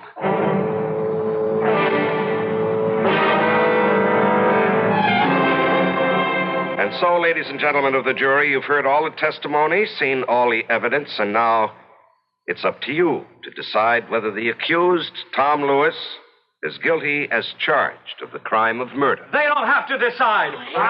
There will be order in this court. Order. I mean, what's to decide? I'm guilty. Hey, here we say. Order. Order. The prisoner will be seated. I'm guilty. Guilty, you see? I don't care what those clowns on the jury think. I killed him. I killed Jim Downard. I killed him, and I'm proud of it. That's it. I'm proud of it. Sure, I killed him. What's wrong with that? Everybody kills sooner or later. We're all killers, you see? I killed him because I couldn't help myself. I said be seated. Didn't you ever want to kill somebody, Judge, huh? Didn't you? I'll have you removed from this court. What do I care? I killed him. And I also killed that woman last year, you know? That Darlene, right? Darlene, what's her name? I killed her, and her boyfriend swung for it. You did not. I did. I can still feel the wild beating of her heart, you see? The hysterical pounding of her pulse. And then you stab. You stab with a knife. You didn't kill her. I killed her. And I killed Tom Downard. You can't take that away from me. Don't anybody try to take it away from me. Silence. I won't be silent. I killed because I had to. I had to obey the law. The natural law. Nature commanded me to kill. That's a lie. You're a cheap little punk. What would you know about nature's laws? What would an ignorant hoodlum like you know about nature's law? What would an illiterate clod like you know about the dark hidden places in the human soul? What would you know about the bloody imperatives of the race? I know. I killed both of them. You're a liar. You didn't kill anybody. I did. I killed Darlene Wilson, and I killed Jim Downard, and I can prove it. Frank. Now you know, Estelle. Now you know I did it. And they weren't cheap little crimes of passion. They were obedience to the elemental law. You know that's the truth, Estelle. Show them the book. Show everybody the book.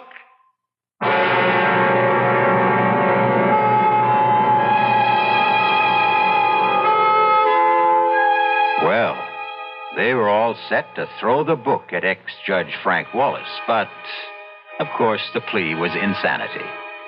And if it proves anything at all, it demonstrates that no one should try to steal credit from a true artist. No one else should ever try to pose as the author of his works, even if those works are concerned with murder. I'll be back shortly.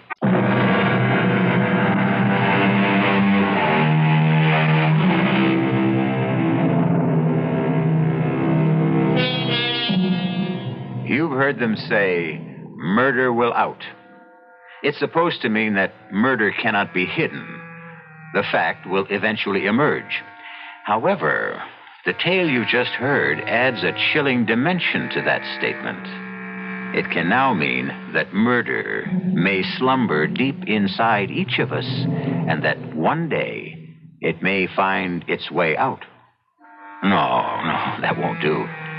Better enjoy murder vicariously with us. That way, you'll never be tempted or driven. Our cast included Larry Haynes, E.V. Juster, Robert Dryden, and William Redfield. The entire production was under the direction of Hyman Brown. And now, a preview of our next tale. In a sense, he's still alive. Medically, he's dead. It's only a matter of time till the rest of him dies, too. And I am the one to live. Yes. You will live. My hands, how bad are they? When the wagon ran over them, the right one was severed, was moribund, devoid of all life by the time you were brought here. And the other? Crushed beyond hope. Why wasn't I the one to die? I can never play the piano again. There is one way you could. Now, if I gave you Rudy Baum's hands. This is E.G. Marshall inviting you to return to our Mystery Theater for another adventure in the macabre. Until next time, pleasant dreams.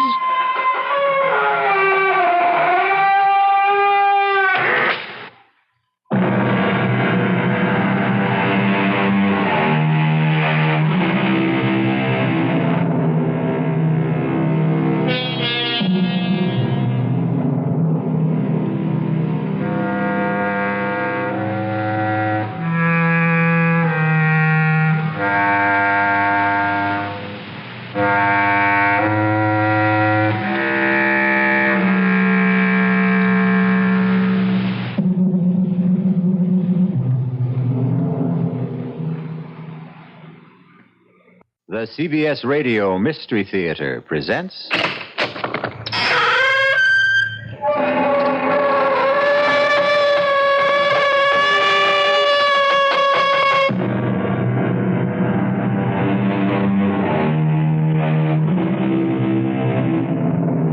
Come in. Welcome. I'm E.G. Marshall. Welcome to the terrifying world of your imagination. What would you say is the one single feature that distinguishes man from all his fellow creatures? His brain? Speech? His ability to walk erect? The fact that he's the only living thing that kills for any other reason than self-defense or food? None of them. Something much more simple. A phenomenon shared only by our cousins, the apes. The human hand. This is a gripping, eerie story of a pair of, how best to describe them? Superhuman, unique, no, perhaps best, a pair of immortal hands. What time is it? 4 o'clock, Doctor. Over 7 hours. My fingers are numb, Helga. May I finish the sutures for you, Herr Doctor? Yeah, speed is very important. Morphine is beginning to wear off. Dare I drug him again? No, absolutely not. Young, healthy as he is, we could kill him. Here, you take the needle. So carefully. These hands must still be able to make the greatest music in all Vienna, in all the civilized world. If the graft holds. Though I fly in the face of the Almighty, I have done what I have done. Dear God, may my gamble succeed and be forgiven.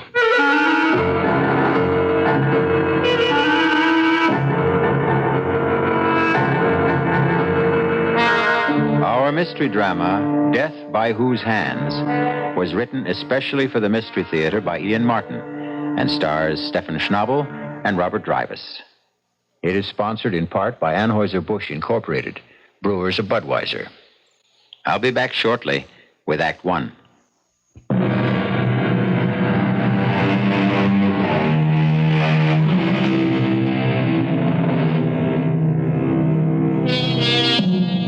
In the beginning of the 19th century, no city in Europe shone more brightly or boasted a more resplendent culture than Vienna. City of dreams, of glittering balls, of royalty and nobility and beautiful women, but most of all, of music. Music to the Viennese was, and is, a religion, a faith, a passion.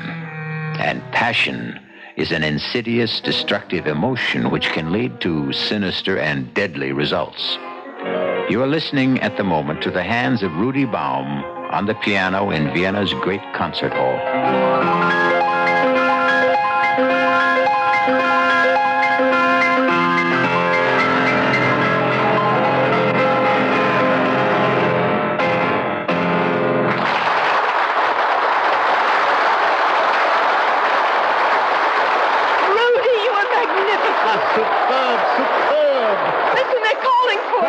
No more encores. I have nothing left. My hands are too tired. Right, my boy. You must not strain them at any cost. Let's go to my dressing room. Rudy, Papa and I wanted to take you straight home to supper. I must go to my room at the university and change first. I am wringing wet. The touch of your hands. From the whisper of Mozart to the thunder of Beethoven. We must protect those hands. As a doctor and your future father-in-law, I will make that my business. Well, I intend to be a little part of that legend, you see. Magnificent, Rudy. Du hast wirklich glänzend gespielt. Yes, you were at your best, my friend. It was a remarkable debut. Remarkable, Franz. It was a succès fou, beyond our wildest dreams. Beyond mine, I must admit. Rudy, I'll drive you back to the university. No, we can drive, Rudy. Oh, Papa, there won't be room for 5 in the carriage. 5? Well, you and I, Helga, Rudy, and Franz. You are coming to our little supper and celebration, aren't you, Franz? I wasn't sure I was invited. Rudy's best friend and fellow pianist. But of course. Then I accept. I'll go and fetch my hat and cape. Ilse and I will go with you. There will be important people coming backstage. You won't mind waiting a while, huh, Helga and Franz? Natürlich nicht. We'll try not to be too long. You didn't answer the Herr Doctor, Franz. Did I have any other choice than to remain and cool my heels? I think, my friend, tonight your nose is a little out of joint. Why do you say that? Listen to them. Can you hope to match it at your debut? That remains to be seen. I think I'll wait outside. It's uncomfortably hot in here. Only for other pianists, I'm afraid, Franz Langemann.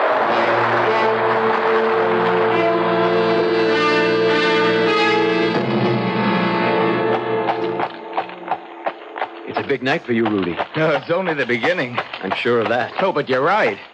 It is a big night. It's the start of everything I've worked and slaved for all my life. You wouldn't understand. Why not? Haven't I done the same? You? How could you know what I've suffered? You started with everything. I with nothing. I'm poor. I'm short. If I'm not downright ugly, at least I'm no tall, handsome, elegant dandy like you.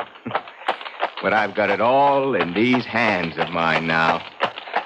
I've got the girl, I've got her father as patron, and soon I'll have all the rest. The money, the fame, the clothes. I've beaten you, Franz, I've beaten you. And I did it all with my talent, with these. All right, Rudy. All right. You've had a great success, but don't let it go to your head. You're not the only pianist in Vienna. Oh, yes, I am now. Well, some of your classmates still have to make their debuts. Who? Gelbach? No technique. Struck is here, made of tin. Rangel, he's all thumbs. And me? You are nothing. You've no tone, you're wooden, you're stiff. You play like a music box. I ought to stop this carriage right now and throw you out. Go ahead, we're almost there. No, I'll do you this one last favor. We'll get there as fast as I can so I can get rid of you for good. Get up! Hey, look out, Franz. The streets are icy. It's your big night. I'm only giving you something else to thrill about. There's a curve ahead, and that wagon has stopped blocking the road. Franz, look out! Look out! Listen! The carriage is tipping!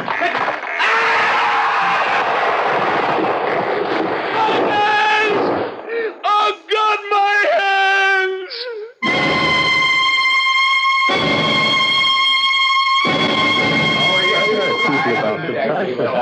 What on earth do you suppose is keeping Rudy so late? So impatient to announce the engagement, huh? Well, of course. Why not? It's not easy to be the wife of a man who belongs to the public. Oh, but I can't wait to be married to Rudy. To travel with him everywhere, to be feted by the great, to have kings and queens lavish praise and honor on us. There isn't much warmth in the light from reflected glory. What warms a woman is love. Oh, really, Papa? I'm getting exactly what I want. But I do wish... Verzeihen Sie bitte, verzeihen Sie. What is it, Helga? What is it? Bitte, Herr Doctor, may I see you alone? No, I want to hear also. There is an inspector of police downstairs. Police? There's been an accident. We are both needed at the infirmary. An accident? To whom? I don't know how. Speak up. If it concerns Ilse, she'll have to know sooner or later. Herr Langemann's light carriage collided with a heavy wagon. Franz has been badly hurt. And Rudy? Were his hands injured? No. He has a concussion only. Well, we'll go immediately. Is he conscious? No. Oh, Catch her, Helga. No, I'm all right. I'm not going to faint. I'm going with you to the infirmary.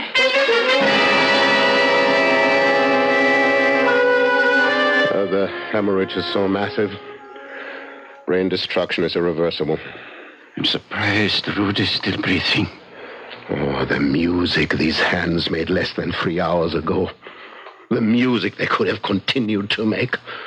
All vanished. Oh, what a loss. What an irreparable loss to the world. And to your daughter. Oh, yes, Ilse. I cannot face her now, Helga. Will you, old friend? Trust me. I'll take her home and sedate her. No. Give her something here before she leaves. The inspector can see her home. I need you here. As you wish. But she'll want to see Rudy. What do I tell her? Tell her. She must wait. Don't hold out any hope. And Franz? Well, I'm going to see him now. Tell Ilse he had some hand injuries. Say he's under sedation. And be sure that policeman takes Ilse home. He's asked all he needs to know.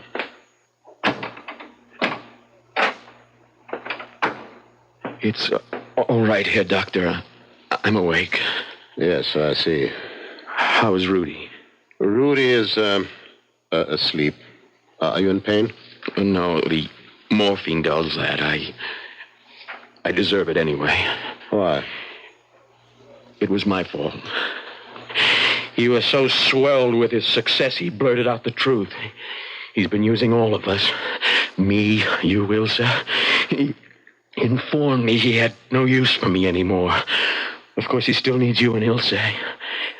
Oh, I don't know why I'm even saying this, mein Herr. Rudy has no need of any of us anymore. You said he was He's dead. He might as well be. And what does that mean? His skull was fractured. He has had massive intercranial bleeding. His brain is damaged beyond repair. In a sense, he's still alive. Medically, he's dead. It's only a matter of time till the rest of him dies, too. And I am the one to live. Yes. You will live. My hands, how bad are they? When the wagon ran over them, the right one was severed, was moribund, devoid of all life by the time you were brought here. And the other? Crushed beyond hope. If it can be saved from amputation, at best it will be a withered, motionless claw. Oh, why wasn't I the one to die? I can never play the piano again. There is one way you could. How? If I gave you Rudy Baum's hands.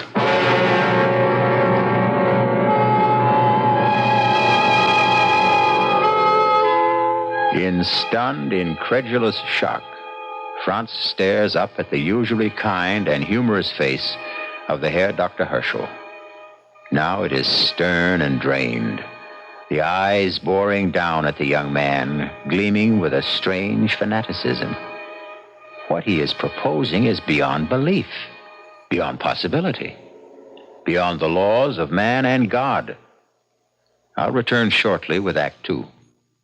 And now back to CBS Radio Mystery Theater.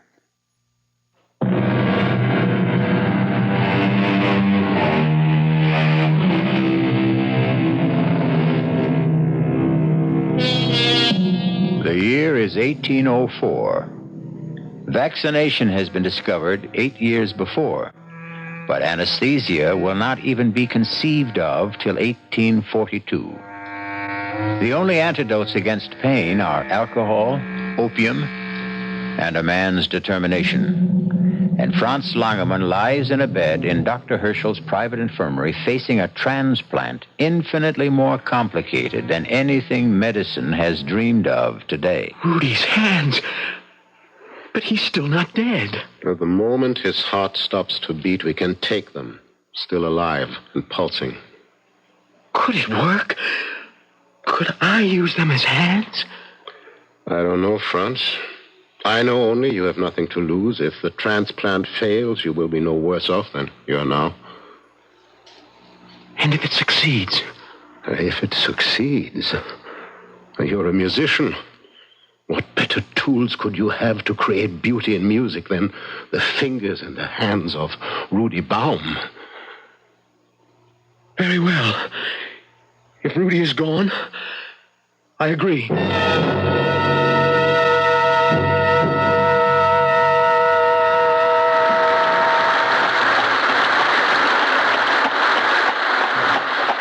Johann, put the horses away. I'll sleep till mid-afternoon. I won't need you before then.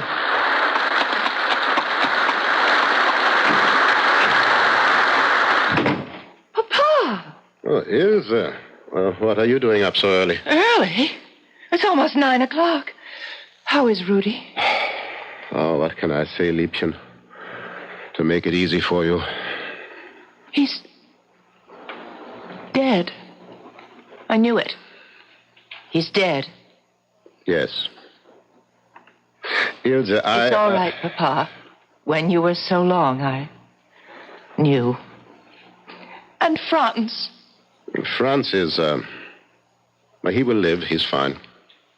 What about his hands? That's what kept me so long. Helga and I were operating on them. Well, will he have the use of them again? I hope a great deal more than that. He might even be able to play again? It's too soon to know anything. It'll take months.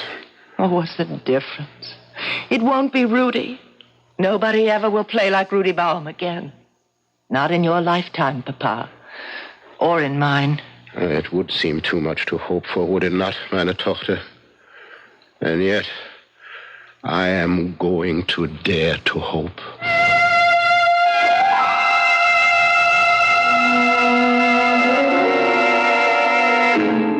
Awake now and no sign of gangrene? Yes. Yes, there seems to be circulation in all the fingers. But no sensation yet. The nerves need time to regenerate. So, now, Franz, we are taking off some of the bandages to free the fingers. Yes, Doctor. Now, Franz, which hand am I touching? I don't know. I don't know. I have no hands. It isn't working. Patience. Well, we try something else. Move your right thumb. I can't. All right. I'll try the left. It moved. It moved. So, we make a beginning. Now we try the other fingers one by one. And as you see, today we take all the bandages off for good. These terrible scars. No, not terrible. Beautiful. Well, you will see within a year there will be thin white lines you can hardly detect. Besides, I made the grafts far enough back so that your linen will cover them at all times. Even when you play. You really expect that I will ever play the piano again? I hope with all my heart. Now we try the exercises again. Here, pick up the pencil. I can't feel the damn thing. The feeling will come. No, never. They work, they move, but they have no feeling. I tell you, it's all been for nothing. I'm wearing a dead man's hands.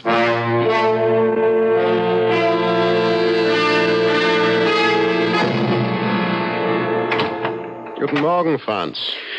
Morgen, lieber Herr Doktor. How do you feel today? Oh, I haven't had any pain in them for the last 2 or 3 days. Well, the first part is over. We are going home. Home? I will not go back to the Schloss. It is too big, and with my family gone... Of course you don't return to the castle. You're coming home with us. Ach, no, Mynheer, I cannot impose on your hospitality. I insist. You are my patient, you're my protégé, and my prodigy. Besides, you still need care and supervision for your exercises. Yes, at home we will have a new teacher for you. Who? Ilse. Helga has been training her to assist with your rehabilitation.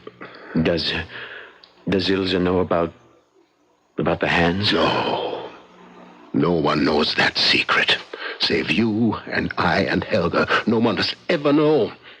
As far as the world is concerned, and you, Franz, these are your hands. You must think of them from now on, every moment, waking or sleeping, as your hands. Yours. But they are not. They are Rudy Baum's. Rudy Baum is dead. Come, let us go home. I have some special bandages that you will wear always. Now, come. Ilse is waiting to see you eagerly. Ilse? To see me? Well, I will tell you a secret, and then we shall never mention it again. I believe sincerely that it was not Rudy my daughter loved.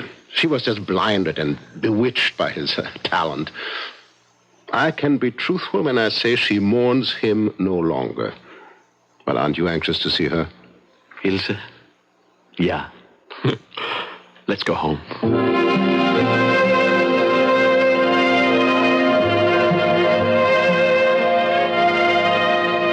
Guten Tag, Franz. Ilse, I didn't hear you come in.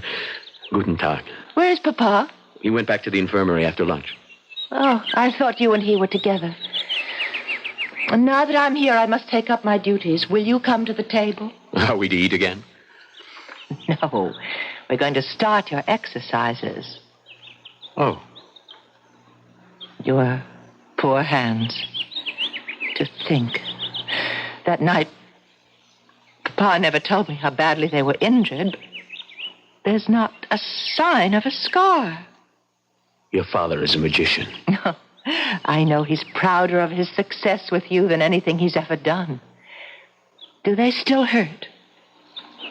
No. Even when I hold them? My hands are not what you heard, Ilse. It was my heart that was in your hands. Oh, that was a long time ago, Franz. It's over. Shall we start again, then? Us? Again? No, I meant the exercises.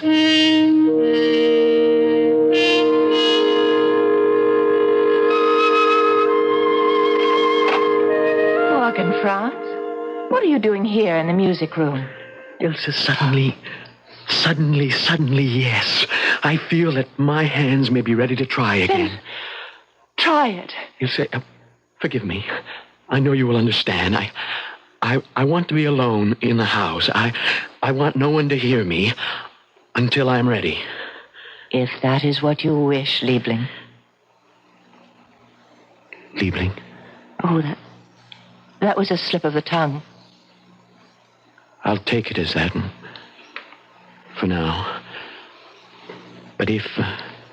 Ilse, will you help me in a plan I have? Ask me. Well, your father's birthday is 2 months away. I want to repay him for all he's done for me in a way beyond money. Let me have 4 hours a day. Alone. Here. No one but the servants in the house, and swear them to silence. Let the hair doctor think I'm taking my regular exercises to strengthen my hands.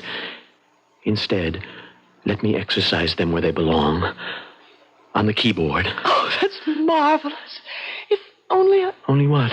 No, if only I could share it with you. No one can share this private agony. Liebchen, yes, I will call you that, and I hope that I have the right to. But I won't know for at least 2 months. Help me. In everything. Always. Ilse. Oh, darling. Darling. And that was not a slip of the tongue. I'll be out of the house in 10 minutes, and you can start to build your triumph alone.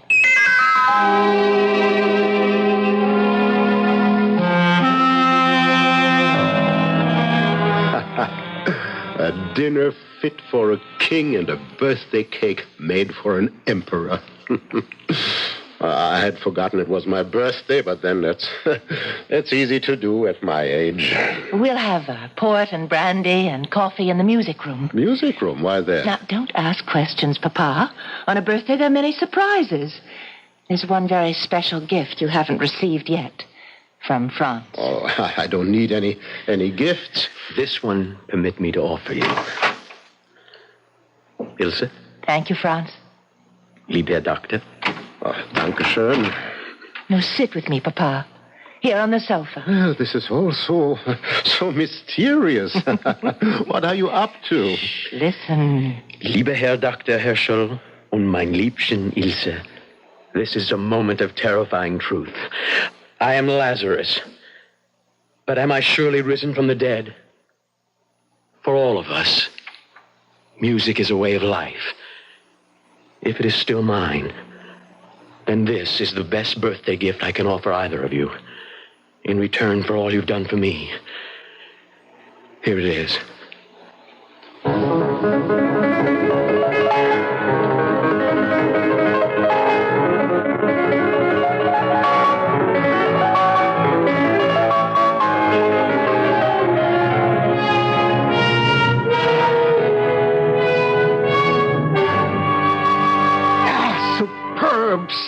Oh, Franz, it was magnificent. I've never heard it played better. To live.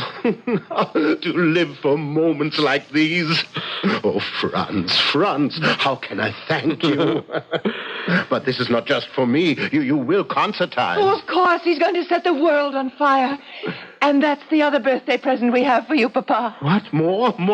Franz is not only your prodigy. He's going to be your son. We're going to be married. Oh, at last. Well, this is not my birthday. It's the beginning of the world.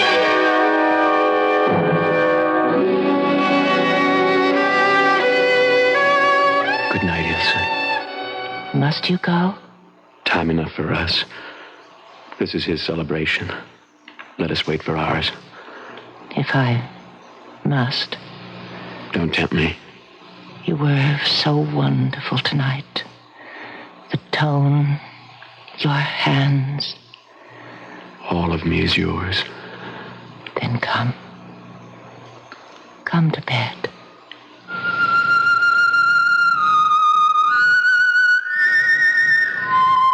Ilse. Oh, how sweet you sleep. Your hand in mine. Where are my hands? What? Who stole my hands? Rudy. You, Franz. You stole them. No, Rudy. No. Try to use them, Franz. Try to borrow my talent. Try to win the world and grasp it in your hands. Only you won't. Never. Never. Never. You are nothing except for my hands. And they will never belong to you.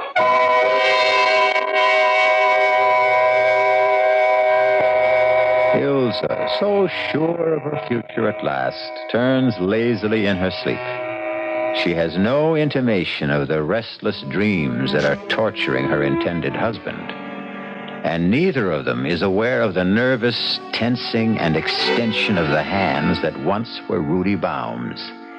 hands joined to the body of Franz Langermann. I'll return shortly with Act 3. This is WBBM Chicago News Radio 78.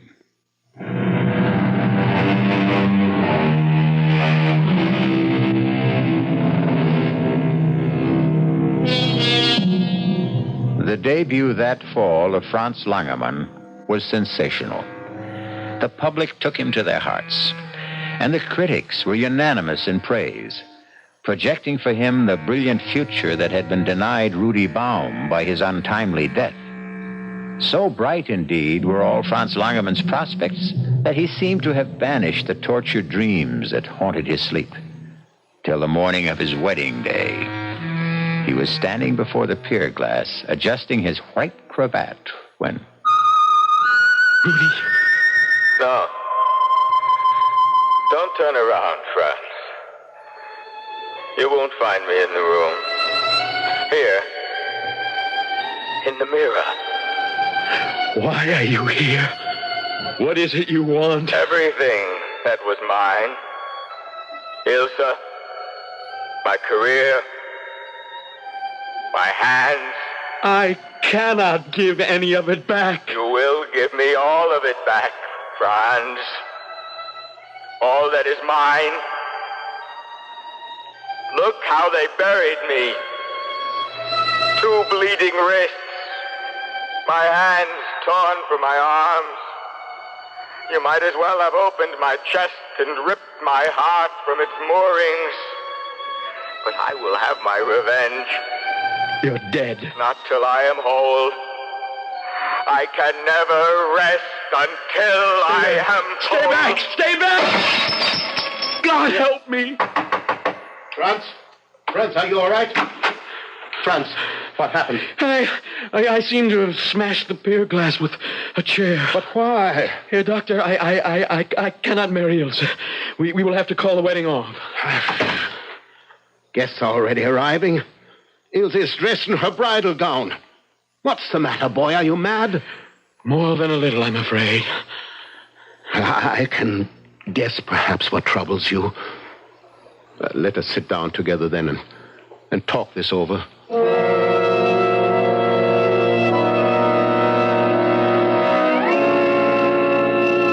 So Rudy has been haunting your dreams, and now today his specter appeared in the mirror? Yes.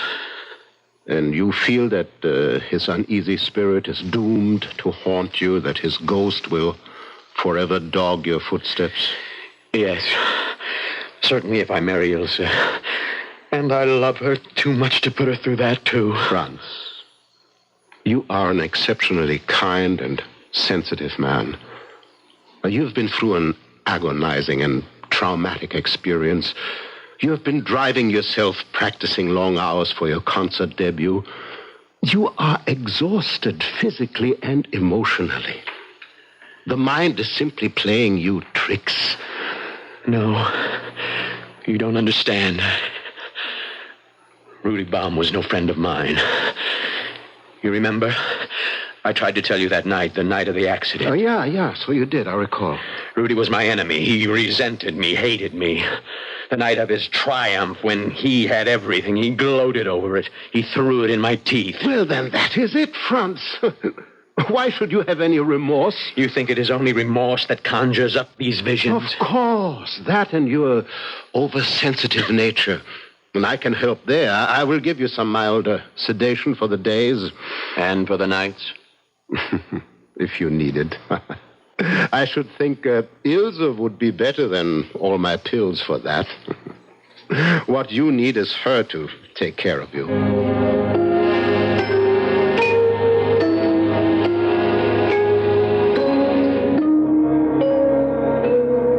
Ilse, Franz, welcome home. Oh, Papa, it's good to be back.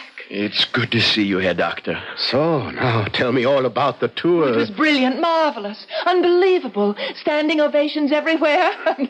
Franz was the lion of the hour. He looks like a rather tired lion. Oh, just need a couple of days' rest.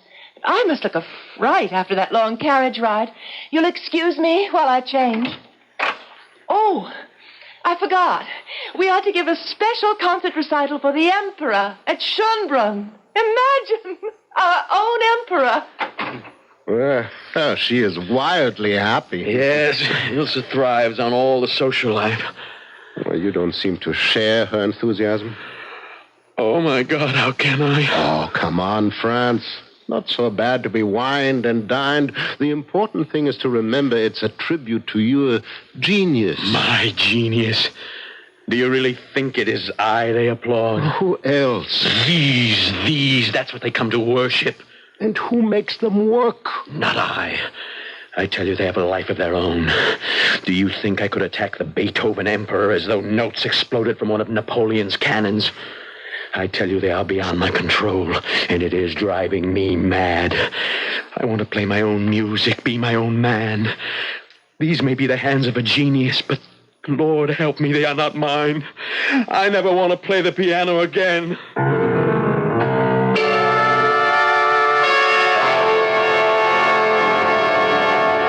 Franz? Yes, Ilse. What are you doing out of bed? Thinking. Well, must you sit by the window, come back to bed, and think with me? I'm afraid in bed with you, Ilse, I don't think very clearly. It's better when you don't think at all. That used to be a way out. No longer. What do you mean? Ilse, listen to me. I don't want to play again. Are you out of your mind? The king, the queen, Napoleon, and the Empress Josephine. Are they so important to you? Well, what are you trying to say? Are they more important to you than my peace of soul? Now, really, Franz, you should live to play. Why? Because it's expected of you. By whom? Well, by the nobility, royalty, everyone who hears your music. And you? Yes, and my father. Oh, no. Your father understands. And for the rest, there's always a new artist, a new interest. The truth is, isn't it, that I must keep on playing for you? Well, that isn't true. Then, if you love me, agree that my career is over. Would you love me still, just as Franz Langemann? You're being foolish, Liebling. This is just another temperamental display. Why should you stop playing? I won't allow you to. Won't you, Ilse? I think it's time we put things to a test. What are you doing? I want to show you something. I don't think I want to see it. At last you must. You see my arms? Why do you think I wear these bandages above my wrists? Well, you always said the scars were ugly and... Ugly? Let me show you the truth. Look at both arms. Why? There's nothing there but a thin white line. On each arm, all the way around. See?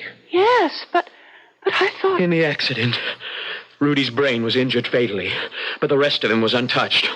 All of me was untouched, except my hands. They were completely destroyed. But if they were... Oh, no. Yes, Ilse. Oh, no. Yes, these are Rudy's hands, grafted to me miraculously by your surgeon father. No. These are what you love, aren't they? Not me. Even when they were still Rudy's, it was these hands and the fame and the notoriety and the acclaim that could win and really claim your love. The man behind them meant little except a means to an end. Oh, right. No, Franz. No, I give you one last choice, Ilse. Rudy can never play again, and promise you I never will. But you stay with me as my wife, and care for me and nourish me. Now I know you're mad, and I'll not waste my life on you.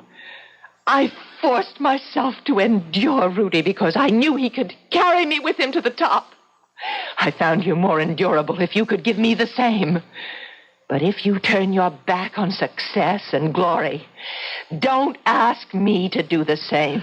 You cannot love me for myself, only for these. With those hands, no matter whose, you can rule the world. Even though they destroy me. Oh, I don't know why I wasted my time on such a fool. Those hands are not for destruction. Even about your throat. Say you love me. Oh, stop being a child, son. Say you love me. At this moment, I despise you. Now, watch. What? What? Well, the new pier glass I brought today, you're going to knock it over. She fooled us both, Franz. Kill her. They're my hands. What are you looking at? Can't you see him? Rudy, in the mirror. You're mad. Franz, no. No. You said to use them. Rudy, they're not mine. Not mine. Yours.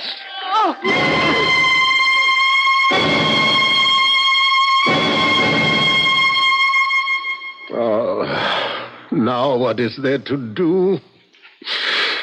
Police will come, Franz. You will be hanged. What does it matter? Nothing can bring Rudy or my daughter back. I was as guilty as anyone in this.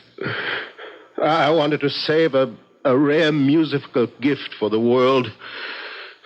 And I was tempted in the operation to play God.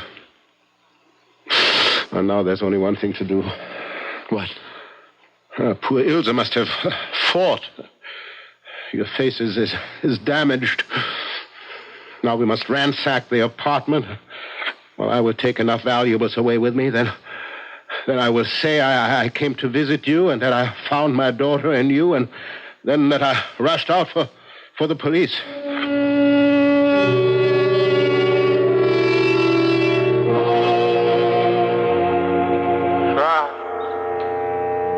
Franz. What is it? Look in the glass. Rudy.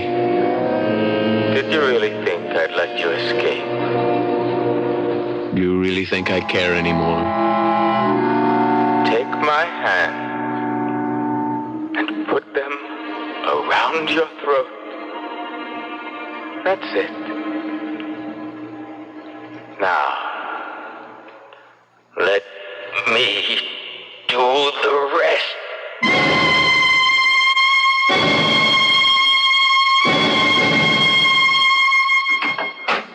I came to visit my daughter and her husband and found them, as you see. My daughter is dead. My son-in-law merely rendered unconscious. I placed him on the bed, as you see, and came for you, Inspector. Murder and robbery, obviously. I don't know how much is missing. Certainly my daughter's jewels, some ivory pieces. I gave them as a wedding present. Your daughter is quite dead, strangled. How is the young man? Oh, some facial wounds, possible concussion, and... What is it here, Doctor? Franz! Franz, he has been strangled, too. Tongue protruding, face livid, marks on throat. Not much doubt. Some kind of maniac, it looks. Gott Himmel. What is it? A maniac, all right. Look. Cut right off above the wrist. He has no hands.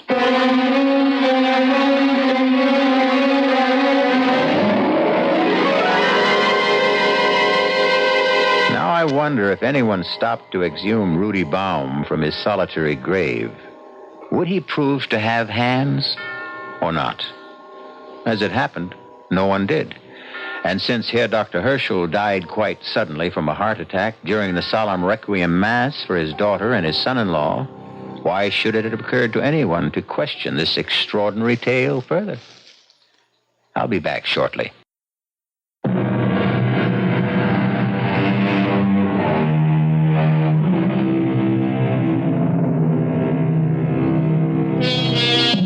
One comment in closing. Man proposes, God disposes. There is never a time when man can take his work into his hand. No truer words have been spoken than in the Bible, Hosea 8, chapter 7. They have sown the wind, and they shall reap the whirlwind.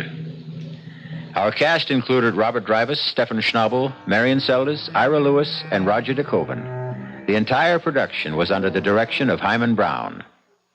And now, a preview of our next tale. Florence would never give me a divorce. And even if she did, she'd want a big alimony. And I just couldn't afford you, Sherry. Well, I won't deny I'm expensive, but you could easily afford me. How? Cy Mercer and his new lady love are leaving early for a weekend in Bermuda.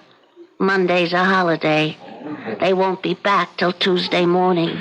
It won't be till then that they discover the money is missing. What money? The money in the teller's drawers. How much do you think it adds up to? Well, it's the end of the month. Payday for most people. The deposits have been heavy, somewhere between $600,000 or $700,000. Why? What do you want to know? I just wanted to know how much we're going to steal. Radio Mystery Theater was sponsored in part by the Kellogg Company, makers of Kellogg's Special K cereal. This is E.G. Marshall inviting you to return to our Mystery Theater for another adventure in the macabre. Until next time, pleasant dreams.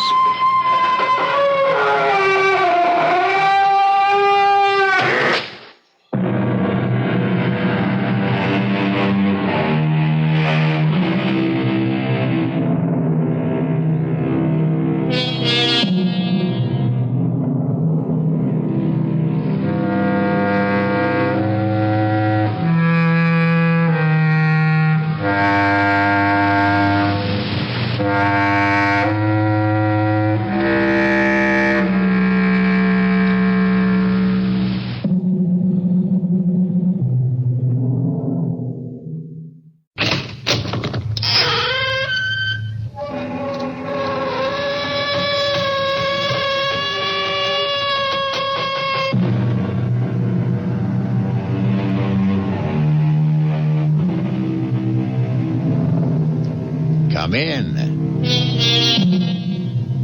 Welcome. I'm E.G. Marshall. Welcome to the world of terrifying imagination. The fear you can hear. This is the story of a natural-born loser. Within the quietest and most retiring of the genus Homo sapiens, there lurks a tiger, as indeed it lurks in all of us. It takes only the right combination of intolerable pressures, unfulfilled dreams, and the opportunity to escape the first and realize the second to make even the worm turn, which is just what happened to Henry Green. I do a lot of dreaming. When you're married to someone like Florence, you got to do something. But I never figured any of those dreams to come true. Revenge dreams, you know, like, it is the decision of this court that you, Florence Green, be removed to a suitable place and hanged by the neck until you are dead. Maybe it's hung. I never remember, like, it's all right, Dr. Willoughby. I know you did your best to pull her through, but it's God's will that prevails in the end. Florence is gone forever. Someone yaks at you like Florence and steps on your toes everything you want to do and has to be on you every moment and won't let you out of the house alone. I'm telling you, it's simply murder. So I dream a lot about my wife just not being. But I never thought of actually causing her not to be. I never really meant to end up a murderer.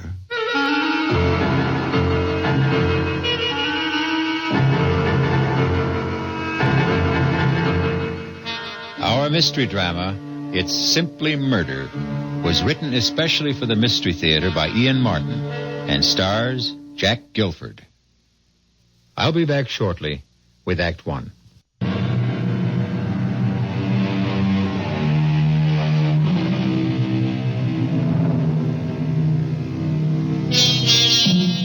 One of the simplest and most fiendish devices to drive men mad is the Chinese water torture. The slow drip of water, second by second, minute by minute, hour by hour on the forehead. Unending, inescapable, inexorable. Henry Green's life was like that, both in his work and at home. Did you wash up all your breakfast dishes? Yes, Florence. You left the spoons up so they drain? Yes. Put out the garbage? Yes. And you cleaned out the sink? Yes, Florence. You wrung out the sponge? Yes. Look, I just... Don't you move until I'm finished talking to you. Now, look, I want you right straight home here after the bank closes tonight. Well, some of the boys... Oh, don't give me any some of the boys. But just a drink to say bon voyage. But you'll have all the bon voyage on the cruise when we leave tomorrow. Although don't think there'll be any drinking going on there either. There's enough money being spent on this vacation now. It's the first real vacation we've taken since our honeymoon. And we wouldn't be having it if I hadn't made you save for it. I didn't start saving the money for the cruise. I know. You wanted to save it for a smelly, dangerous, noisy old motorcycle. Well, I wasn't having any of that. I always wanted one. All my life. Oh, stop it. You're too old for one now anyway. How do you know what? What was that? I said, now, do you know that I've got to leave or I'll be late for the bank? Well, don't forget to pick up the suitcase. What suitcase? Your old one that Travers' luggage is repairing. Oh, all right. And mine to come right home after... Watch out for the cat! Ouch! You clumsy fool, you stepped on him. I didn't. He tried to run out of the door and he bit me. Serves you right. He knows you don't like him. Once I left the house, I always tried to put Florence out of my mind. And the best way to do that was to think about Sherry Woods. Not that I could do any more than think about her, because she was Mr. Mercer's day and night, if you know what I mean. But more and more, I guess I was getting to the dangerous age, because I sure did a lot of thinking about Sherry. Well, that's 10, 20, 30, 35, 40, 45, and 1, 2, 3, 4, 5 makes 50. Thank you, Mr. Robinson. See you next week. You haven't any more customers, Henry. Close your window. Why, Sherry, Mr. Mercer wants to see me? I want to see you. Meet me in the conference room. Of course, if you say so, but what's wrong? Everything. As far as we're concerned. Unless maybe we have the nerve to try to put it right. Anyway, it's something we can't talk over here. Meet me where I said.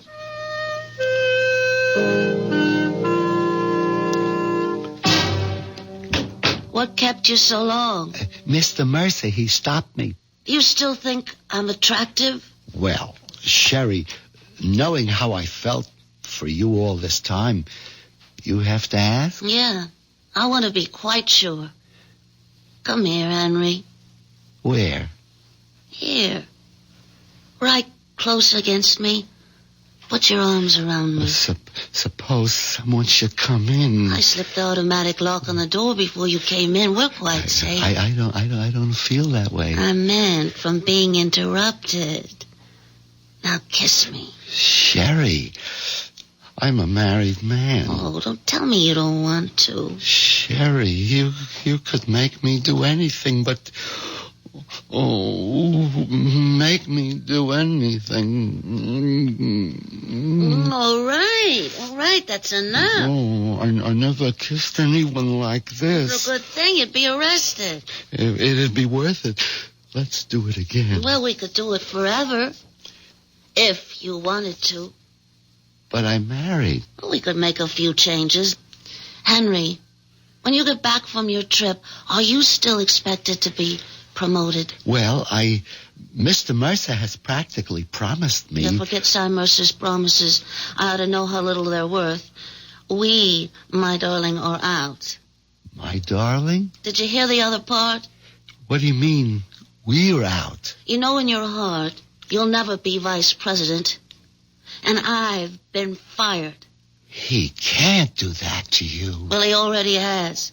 You mean Mr. Mercer has, changed his affections? I mean, that lousy, pot-bellied little two-timer has gone right off the deep end for Miss Fancy Pants. Gosh, Sherry, I am sorry. If there's anything I can do... Henry, love, there's plenty you can do to help. You and me are going to be rich. Together.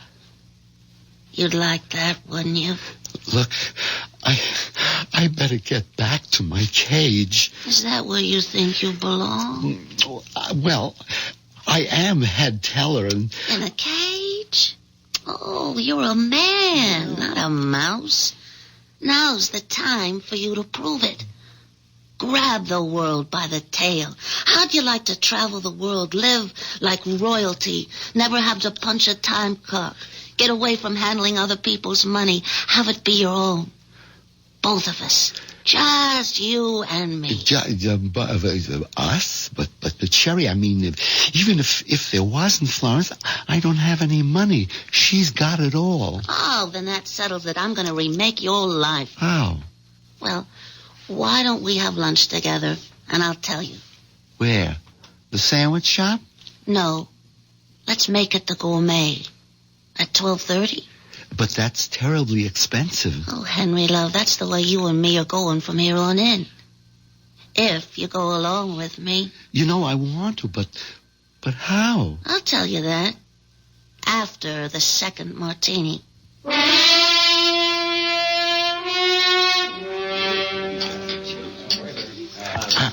I don't think I've ever had 2 martinis in a row. Certainly not in the middle of the day. Well, that's the whole trouble with you, Henry. You haven't really lived. That's because I haven't wanted to. Well, if you really want, you gotta take. I guess we both learned that today. We sure did. The boat sailed for both of us. Yeah, well, there's another boat sailing tomorrow that I'm more interested in. It's the one I wish I was taking with you. Oh, but what could I do with Florence? Yeah, well, that's what we're going to discuss. We are? The best way to get rid of your wife. It's what we both want, isn't it? Florence would never give me a divorce. And even if she did, she'd want a big alimony. And I just couldn't afford you, Sherry. Well, I won't deny I'm expensive, but you could easily afford me. How? Cy Mercer and his new lady love are leaving early for a weekend in Bermuda. Monday's a holiday. They won't be back till Tuesday morning. It won't be till then that they discover the money is missing. What money? The money in the teller's drawers. How much do you think it adds up to? Well, it's the end of the month. Payday for most people. The deposits have been heavy, somewhere between $600,000 or $700,000. Why? What do you want to know? I just wanted to know how much we're going to steal. Shh. It's all right, dear. No one's listening to us. I'm not listening to. You must be mad. Steal it for what? For us to enjoy the rest of our life together. Together? What about Florence? Yeah. What about Florence? I just can't wish her dead, you know. Well, I don't see why not. You mean kill her? How many times have you wanted to? Almost every day. But that's different. I would never do anything about it. Not even for me? It isn't that. I wouldn't know how. Anyway, it's all impossible. Why? But it takes 2 keys to close and open the teller's vault. Mine and Mr. Mercer's. Oh, you mean this one? How did you... Well, I told you he was leaving early. He gave me his key to close the vault tonight with Mr. Schaefer. But Schaefer doesn't have the other key. I have. Yeah, but Cy thinks Schaefer's going to have it because he's instructed me to tell you to give it to Schaefer and tell him we'd be locking up while you're gone. So we have full access to the money. Yeah, until the outer door is closed with the time lock. And then the vault can't be opened until Tuesday.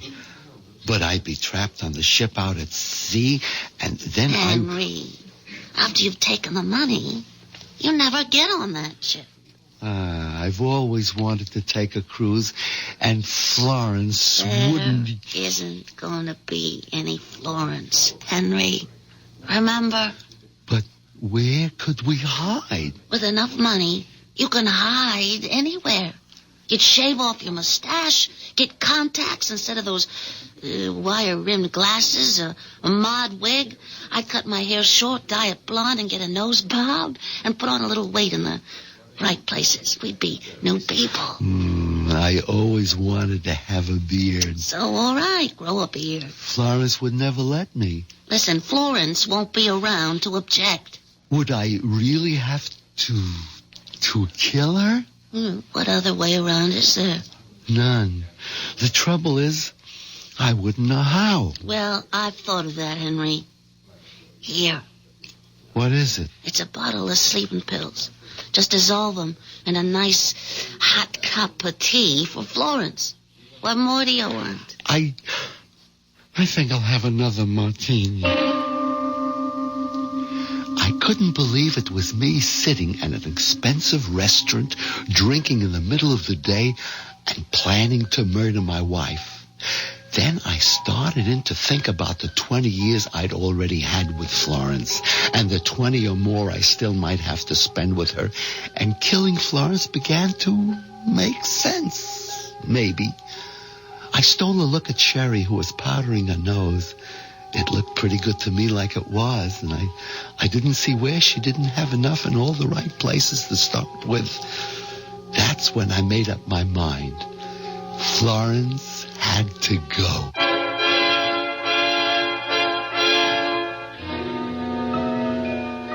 Henry Green, 5'9", 148 pounds, mouse-haired, mild, 45 years old, and safely mounted on a treadmill, running day by day to stand in the same place. A man in a cage, both at work and at home, but now in the grip of the mating urge, a tiger. I'll be back shortly with Act 2.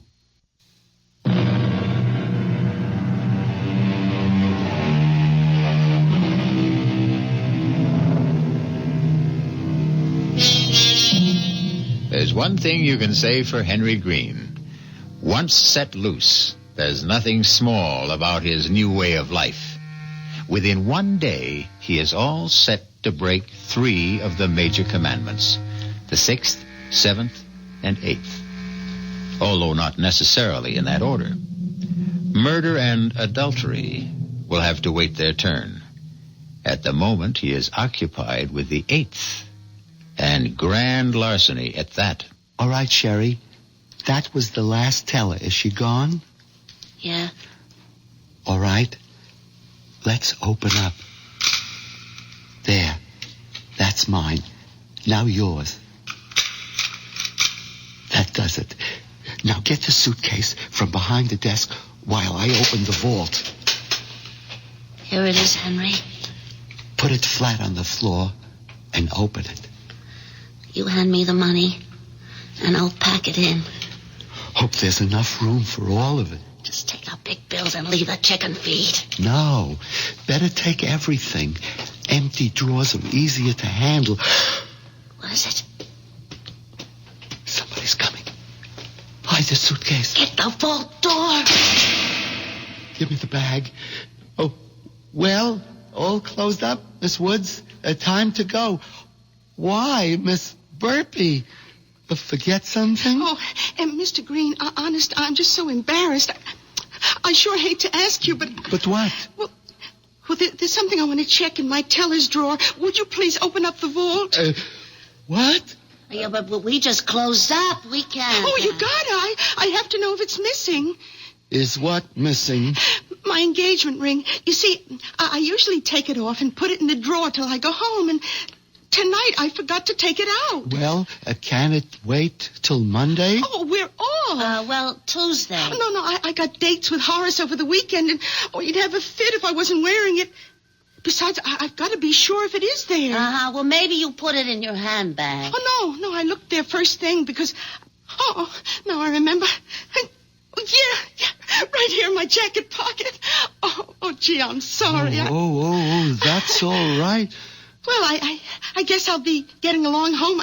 Oh, sorry. sorry, I didn't see the suitcase. I was having the handle fixed before I packed it to go on my vacation. Oh, gosh, you don't have to explain to me. I didn't think you were robbing the bank or nothing. Well, I gotta run. Well, one of the other girls is waiting for me. Just let me make sure she's gone. And for God's sakes, let's pack up and get out of here.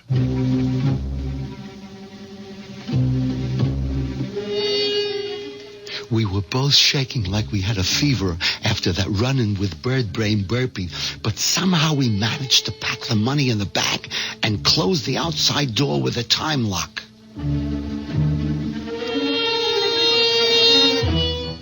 Going home in the cab, the tension was so bad I was tempted to take one of the sleeping pills myself to calm me down, but I resisted that. One crime leads to another.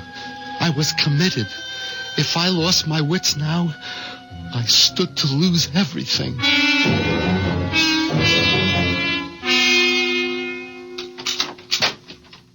Well, it's about time you got home.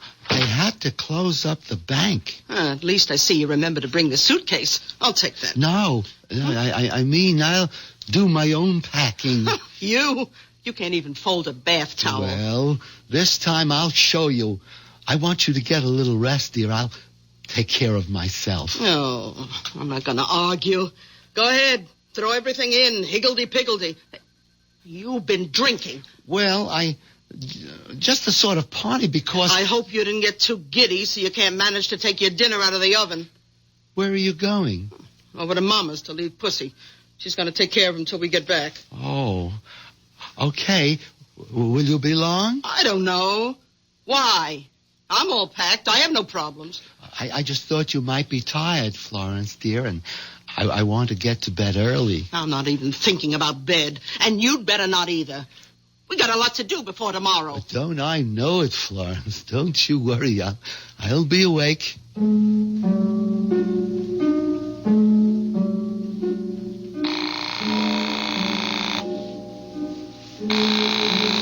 Hello? Sherry? Yeah? What's happened? Oh, nothing yet. I just had dinner. You mean to tell me you haven't got rid of Florence? Oh, yes. How? Well, she just took the cat over to leave at her mother's. Oh, you know that isn't what I meant. I know. It's just I'm Sherry. I don't know. Henry Green, you listen to me. It's now or never. But I don't know how to... Look, you take those capsules, empty the powder from them into a cup or mug or whatever, and coax Florence into having a nice relaxing drink before bed. What does she like? A chocolate, but... No buts, Henry. You can do it. Just put your mind to it and I'm finish just sorry I ever started it. Oh, Henry, when you know you're going to end up with me. Oh, okay, Sherry. You can trust me.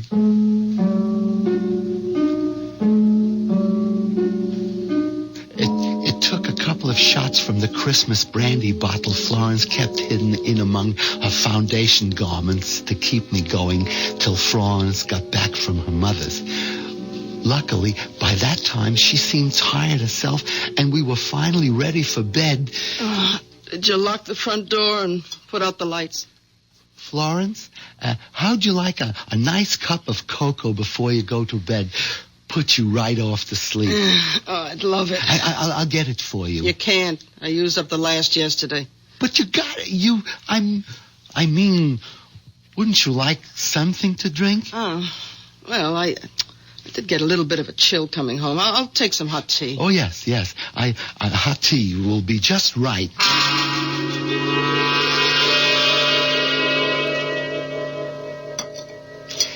Here's your tea, Florence. Now drink it up. In a minute, when I have my hair up. Meanwhile, I have a list of things for you to do. Me? Yes. I want you to put out the garbage, check all the outside door locks, bleed the hot water tank and make sure there's no rust, oil the garage doors, replace that burned-out bulb on the basement stairs. Well, here, it's all listed. But this'll take hours. Just do as I say. Okay, most of this wait till we get back? No. Why not? I'll tell you when you're finished. Now, on you go. Oh, don't look so pouty. It's something to keep you busy till I'm ready to go to sleep. Yeah. Okay, Florence. Good idea. Something to keep me busy till... Goodbye, Florence. What'd you say? Nothing. Just goodbye.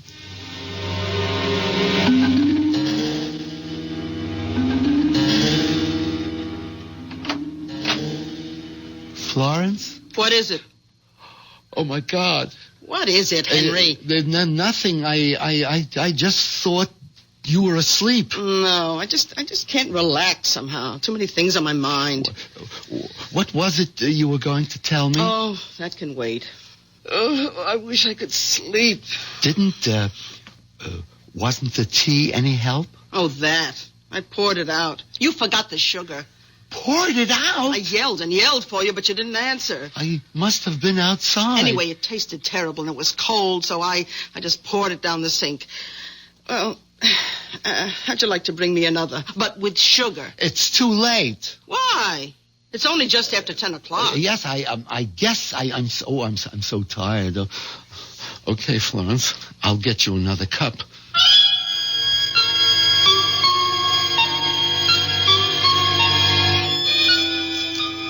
And you used all of the capsules? Yes. Now, what do I do? There's gotta be a way. How? Tell me.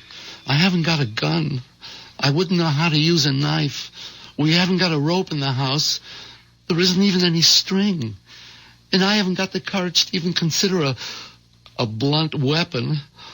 Oh, why did I ever get into this? Look, if you had a razor, couldn't you? A razor? I don't even use a safety razor because blood makes me nauseous. Just electric. That's it. Electricity. Take out a fuse and... I wouldn't go near the fuse box. I'd probably electrocute myself. Gas. Have you got a gas stove? Oh, great. All I have to do is say, Florence, I just robbed the bank because I'm in love with Sherry Woods and we need you out of the way, so would you please just stick your head in the unlighted oven so I can smother you? What's that? The tea kettle. Blowing the whistle on me. I guess it's only the first. Wait a minute. Smother. A pillow. Oh, Henry, that's it. A pillow. A what?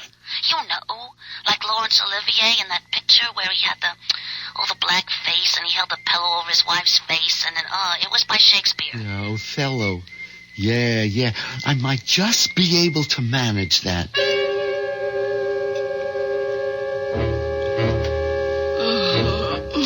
The tea was too weak, but at least it had sugar.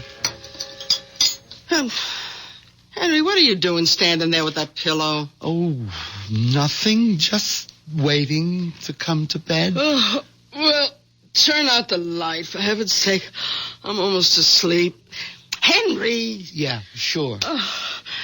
Henry, what are you doing with the pillow? Come on, it's late. Who's that? I don't know. Turn on the light so I can answer it. I don't know what's wrong with you. You had that pillow right over my face. Hello? Oh, Mama. Yeah, what's the matter? Oh, just a minute. Henry, will you get that pillow out of the way so I can talk to my mother? Yeah. Oh, yeah, Mama. Yeah. Oh, Pussy wouldn't take his milk. Well, I can't understand. Oh, Mama, I forgot to tell you. Put a teaspoon of sugar in it. Yeah. I mean, he's used to it. Oh, no, Mama, you're not interrupting anything. I got all the time in the world. Oh, well, yes, he doesn't like his litter basket in the bathroom, unless there's a rug. I lay there listening to the voice droning on and on, the pillow in my hands, waiting for the moment that never came. 3 martinis, 2 brandies caught up with me, and the next thing I knew...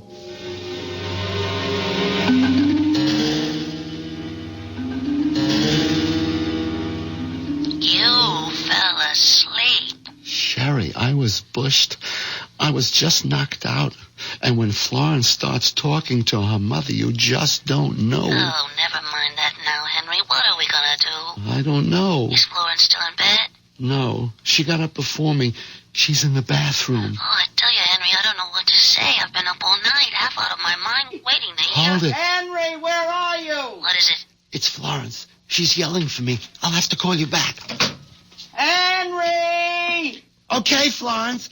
I'm coming. Henry, I declare I could shout my lungs out and be dying, and I couldn't get you to help. I'm here, Florence. What is it? Open the door and come in. Oh, come right over here to the end of the bathtub. What's wrong? I have this terrible cramp in my foot. Oh, it's killing me. Massage it quick, please. Like that? Not the left when you pull the right. That's it. Oh, grab it and rub. Oh, be careful, idiot. Don't pull it towards you. You almost had my head underwater. You want to drown me? Suddenly, after all the trial and error, the hedging and the fudging, there it was. All I had to do was grab both feet, pull and lift up, and Florence was helpless and gone. Murder could never be made more simple.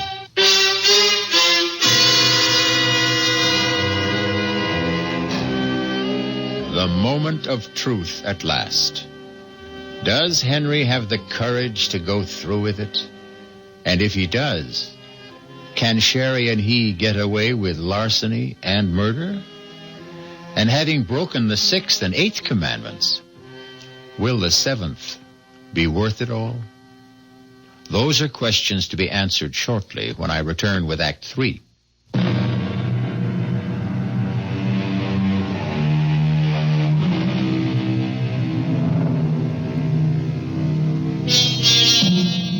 I don't suppose you'd ever want to try it. But in case you do, if your bathtub has an open end, coax any obliging friend to lie in it. Seize him or her by the ankles. Repeat Henry's actions, and they are helpless. Even if they are not obliging, and no matter how strong they are. If there's water in the tub, of course, they would drown. That would be surely up to you, as it is this moment up to Henry. How long I stood there frozen, unable to move, scarcely able to breathe. After I took the action, I'll never know. I suppose Florence must have thrashed and twisted. There must have been a sound of choking and bubbling as her head stayed beneath the water. I'll never know. I don't remember.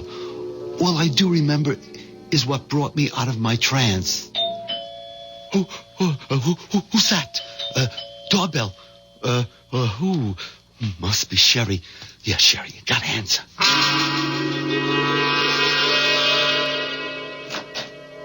Hey there. Are you Mr. Green? Why, yes, I am. Sal Basso here. Okay to move on in? I beg your pardon? Well, didn't the missus tell you about me? Why, I don't, who? I'm your new tenant. Short term, you know? Just while you're off on a cruise. And that's my family out there in a wagon. My wife rented you our house? Yeah. For the 3 weeks till our house is being painted. Just got the painter started today. Hey, wait a minute. Nothing wrong, huh? I mean, I paid in advance. Mr. Basso. Basso. Yes, Basso. You're sure that... Well, just let me talk to your wife a minute and we can get it all straightened out. There's no need for that. It's just Well, I wouldn't want to have to kick up no fuss, you know? I mean, I got the painter started, my whole family and clothes moved out. I mean, I wouldn't want to drag no lawyer or like that into this, but... No, there's no question of that. I'm sure if my wife, as a matter of fact, I do recall she said she had something to tell me. You see, I got the receipt right here. That the missus' handwriting? Yes, that's Florence's handwriting, all right. It's just we've been a little delayed in getting out of the house, and if you could give me a couple of hours... Oh, sure. I am a bit early. Hey, I'll tell you what. There's a horror film in the shopping center movie house. Now, I'll take the family there and give them a thrill and come back in, say, a couple hours, okay? And tell the missus to have a good time on that cruise. And she shouldn't fall overboard or get drowned or nothing like that. Hello? Henry. Oh, I thought you'd never call. Listen, baby, I'm all packed. I'll hop in a cab and come to your house. You better be ready with the bags and money, and we'll leave for the airport in the first plane. What? Why not? She what? Rented the house? Well, so what's the difference? Why can't... All right, Henry. All right, don't get excited. Yeah, not on the phone. I'll be right over. I won't. We'll figure out something. After I hung up the phone, I went upstairs. There was something I had to do for Florence before Sherry got there. She was heavier than I thought, and it took me some time to dry her and get her dressed. It helped since she had all her traveling clothes lying on the bed. By the time I had her propped up in the slipper chair, I was soaking wet and shaking all over. By that time, I knew what I had to do. I opened the door to the basement, turned on the light, and went downstairs. Over in the back corner was what I was looking for, an old wardrobe trunk that used to belong to Florence's father. It was covered with dust and mildew, but I wiped it off with a rag and dragged it across the cellar and up the steps. I can't. She's so heavy. Just a few steps more. That's it. Now we can get her in the trunk. I still think we should have cut and run. Easy now. Get her so she's sitting on the stool inside. We wouldn't have had time to get away. The Basso's 6 or 7 kids, they'd have been all over this house. Nowhere to hide, Florence. That's it. Now, to get it closed. I'll hold. You push. There. Henry, are you sorry? I don't know. I'm numb. I'll try to make up to you for it. I did it for you. The crazy things a man can do. Well, at least you're free. No, not yet. Florence may be dead, but we still haven't gotten rid of her. Oh, I wish. Yeah, so do I. Just look at me. I'm an absolute frump. Well, Florence was a bit bigger than you. A bit? If I had a twin, she'd fit in here, too. I can't go out like this. This'll cover you up. What is it? A raincoat. We're in luck. It started to rain. You can pull the hood over your head, and you look just like Florence. Thanks a lot. Do we have to go through all this, Henry? The neighbors might be looking out, and someone has got to get on the boat with me. They've got to think that Florence came aboard so she can fall overboard tonight. And then I sneak off in my own clothes before the ship sails. I wish I could have you with me, but I can't. Oh, that's all right, Henry. I'll try to bear up. There were just too many other things to think of just then. The first, getting a cab. The second, getting it loaded and away before Mr. Basso and his family returned from the horror movie. I envied him. He was just watching one. I was living it. Okay, Mac. Now ready. Lift, eh? Easy. Try to keep her upright. Who? They are the trunk. What's the diff? You got a body in there? A what? I'm just giving you a rip. Feels heavy enough for one. That suit you? Yeah, sure. Yes. Fine. You got to be some kind of a nut to think you're going to get some old trunk like that on any of today's cabs. Them trunks went out with Jimmy Walker. Yeah, I'm just lucky you were nice enough to help out. For 50 green ones, Mac, remember? Oh, sure. Here. Okay, climb in.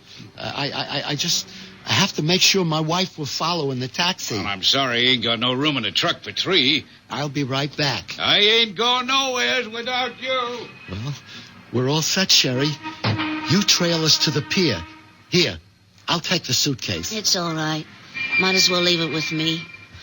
Goodbye, Henry. Well, goodbye for now. Anyway. Jouncing along in that miserable little pickup truck, that last goodbye seemed somehow so final. Could Sherry possibly...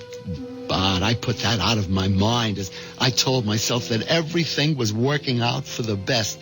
Just a few more hours and we'd be home free. What's the holdup? Search me. This is the line for the pier. Hey, you want I should go find out why it's jammed up? Nothing moving? No, Hey, wait a minute. Here's a cop coming along your side. Officer? All right, knock off the horns. Yeah, mister. I'm trying to make a cruise ship that's sailing in about a half hour. That's fine, citizen. And you're right where you belong. Just stay in line.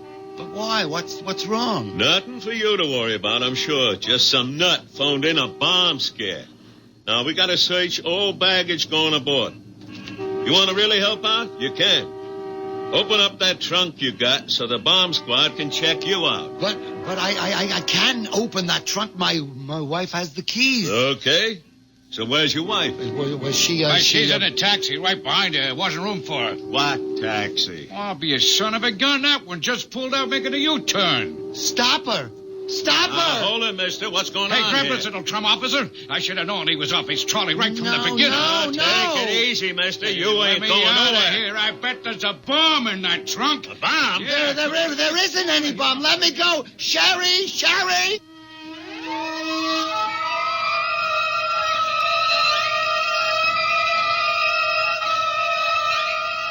Sherry! Sherry! Henry, wake up. What? Well, where? Florence, where am I? Oh, I'm not surprised you don't know. Stumbling in drunk last night and waking up the first day of your vacation still calling for a drink. A drink? Well, you're not getting any. I hope you have a hangover big enough to make yourself properly ashamed of. Now, you get up out of bed and pull yourself together. Oh, yes, Florence. Oh, my head. Ooh, ouch. Ooh, what's that? Your suitcase. Right where you insisted on putting it last night, right next to the bed. You didn't open it? I did after you fell in the door with it when you brought it home, and I packed it for you. Now, you'll be on your feet and ready to go by the time I'm out of my bath. My mind was reeling and splitting in two at the same time. I kneeled on the floor and opened the suitcase. It contained nothing but clothes. No money, just clothes. With a shaking hand, one ear on the rushing bath water, and an eye on the bathroom door, I dialed Sherry's number.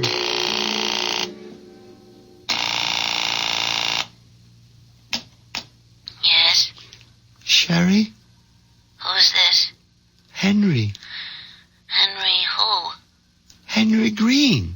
Oh, hello, Mr. Green. I was going to call you a little later. I should think so. What happened yesterday? Oh, I wouldn't worry too much about anything. You were kind of cute, really, when you left the party, if a bit wobbly. Party? What party? Well, the party that Mr. Mercer gave when you were named vice president. I was named vice president? You don't remember much, do you? You even went off with the vault key you were supposed to give to Mr. Schaefer. I have to arrange for you to get it to him today before you leave on the cruise. Sherry, Miss Woods, did we have lunch together yesterday? Why, no. I didn't have 3 martinis with you? Well, not at lunch. At the party. Well, I don't know how many you had, but you were pretty looped. I called you home last night, and your wife said you'd gone straight to bed without any dinner. So, it was all a dream. What did you say? Nothing, Sherry. I just wish I'd been able to kiss you goodbye. I sit here hunched like a mouse, remembering the dream and facing the reality. And I wonder which is the real nightmare. I suppose I should be grateful it was only a dream. But on the other hand... Henry! Henry! Come in here right away! I have a cramp in my foot! I need you!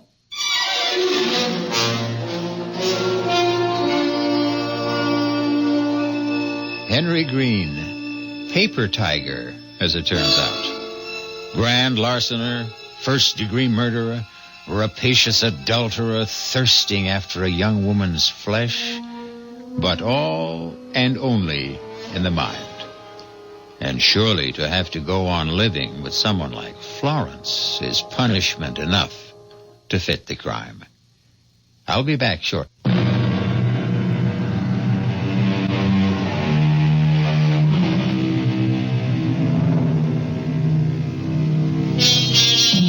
The wish is father to the thought. The thought is father to the deed. Henry Green only got 2/3 of the way along that path. Even in dreams, he never managed to break the seventh commandment. Poor Henry. But, as I said in the beginning, this was the story of a natural-born loser. Our cast included Jack Gilford, Marion Haley, Bryna Rayburn, Dan Acco, Ian Martin. The entire production was under the direction of Hyman Brown. This is E.G. Marshall inviting you to return to our Mystery Theater for another adventure in the macabre.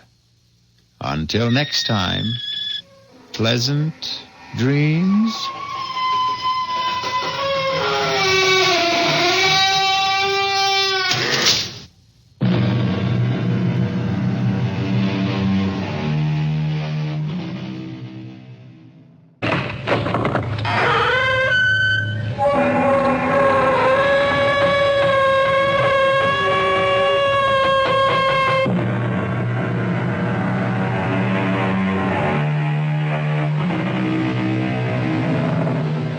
Come in. Welcome. I'm E.G. Marshall. All peoples have their separate legends, their superstitions, and their fears. Julius Caesar once said that all Gaul is divided into 3 parts. But whatever their political alignments, the Gallic people shared their legends in common, and none more persistent and accepted than the belief in the second sight. Usually called a gift, but one wonders if perhaps it is far more the reverse of that. No. No. No! Is it Ruth? What? Oh, Granny, Bridget, I must have fallen asleep. But what was troubling you in the dream?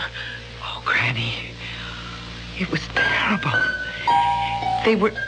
They were topping a big redwood on Peakman's Hill. And Jason swung over on his rig to crosscut with Red Pelly. He was trimming away some branches with a small chainsaw when all of a sudden he sheared right through his support line. And I saw him fall like a stone, clear down into the ravine. Oh, it was awful, Granny. He was just like I had seen it with my own eyes. Oh, Granny. Oh, Granny, don't cry. It was only a dream, love. Oh, don't I wish it were, child? Oh, the Lord prove me wrong, but I'm afraid you're cursed with the second sight. Oh.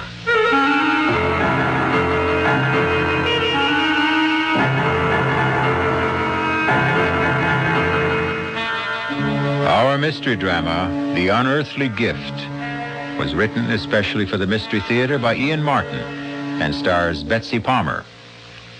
I'll be back shortly with Act 1.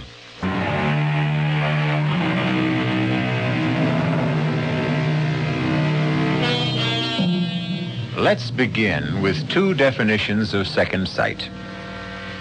The unearthly capacity to see things impossible for ordinary people to see, or the ability to foretell events in the future from the shadows they cast before them. A talent bequeathed to a large, raw-boned, and rather plain girl called Ruth Ann Mitchell. She and her grandmother, Bridget Carney, are the only women at a lumber camp high in the Bitterfoot Range, which sprawls across Idaho, Washington, and half of British Columbia. Ruth and Granny cook and keep house for the lumberjacks. And what can I say, Mamselle? And Granny, we feel very bad, especially Big Red. He was up there with Jason. I told him 100 times to use a double rig, but he never wanted to listen. Where is Jason? He is in the wagon, Miss Ruth. I will have to take him down the mountain to Rockfall and the main office. I want to see him. No, I think that is not a good thing. He fell 500-600 feet into that ravine. I want to see him. Let her, if she wants. Now, you'll hurry back? Yeah, just as soon as I'm sure Jason gets a burial be fitting him. You've got room to take me, Frenchie. Mais oui. If you are sure you must. It's what I owe him. Not enough, but all I can do. Oh, Granny, if I knew, why couldn't I have stopped it? How can you hold back the hand of God, child?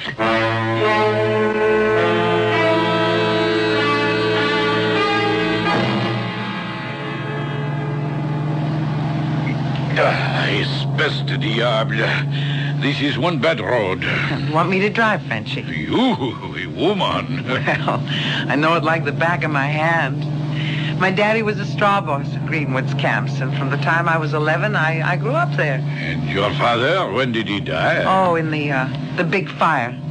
When the South Slope burned up. And your mother? She died having me. So you stay on with Granny. She is your only family? Yes. All I have to love.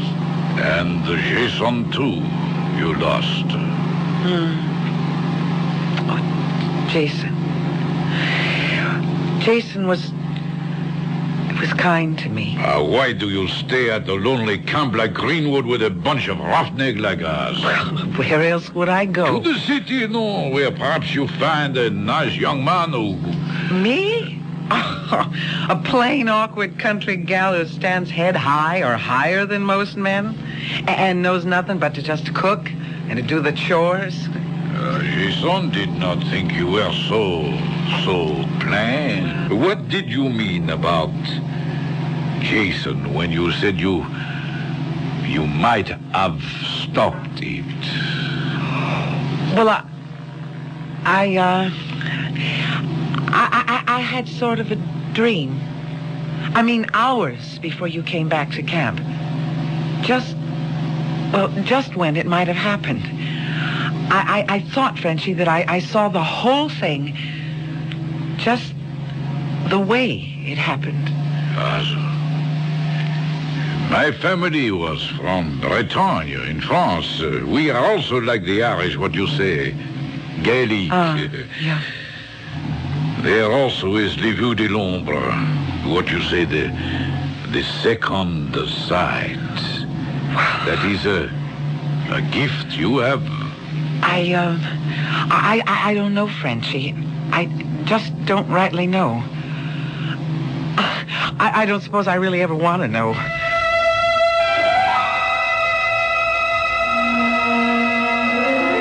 Pardon me, ma'am. You Miss Mitchell? Yes, I am. I'm Tim Farrell, new jack for Greenwoods. Told me down at the office I'd be riding up the mountain with you. Well, that's right, Mr. Farrell. They're just gassing up the old Jeep. Have you got your gear ready? Most of it. What you see on me? My duffel bag and axe are right there by the pumps. Well, then I guess we're ready to go. Except first, I guess I should say howdy. Ain't used to shaking hands with a lady, but put it there. How about making it Tim? I ain't used to Mr. Oh, well, my name's Ruth Ann. All right, Ruth Ann. Do we travel? Best we do. It's a rough trail, and I really prefer going that while it's still light.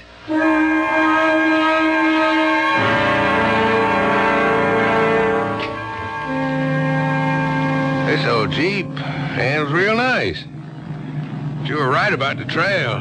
Maybe I should have let you drive. Well, I knew you figured I shouldn't. It's kind of nice to be a woman and just to sit down. Besides, you handled the Jeep real good. Farrell, You couldn't be Irish. Some generations back, mostly, though I'm just a roving lumberjack. Born in Montana, never been out of 7 northwestern states in the good old U.S. of A. I don't figure you for all of that Irish either. Well, not so much on my father's side, but all the way down on my mother's. Oh, wait till you meet her mother, Granny Bridget. She cooks chow for all you jacks. Good chow? Best you've ever tasted. And I'm in love with her already. Now, what do you do? Well, I help her. Well, now, there's something to consider. If Granny comes through as strong as you promise, I may be half in love with you already without knowing.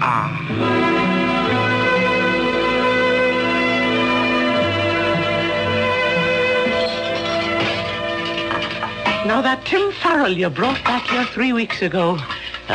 He's a charmer, he is. Yeah, I think so, too. But what, dear? Well, I don't know how to talk about it, Granny. You see something in his future? I don't want to talk about it yet. Yet? It just doesn't come clear. It's a full moon tonight. I reckon I'm just going to walk myself some more before I go to bed. Is it Tim you're going to meet? It's no one at all but my own thoughts. Or maybe just to be alone and remember Jason. Don't wait up for me, Granny. I'll not close an eye till I know you're back home safe and sound.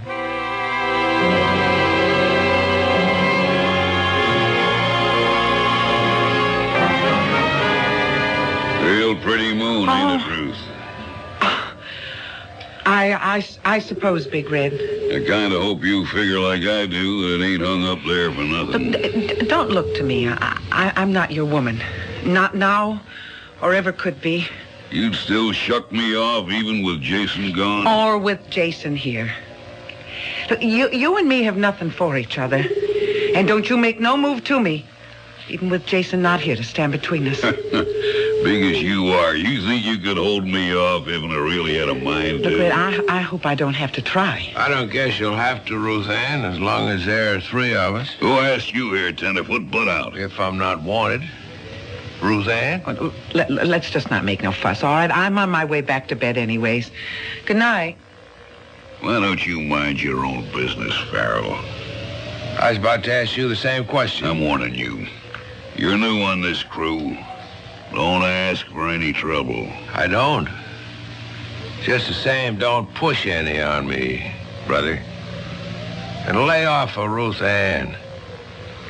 She don't like you no more than I do.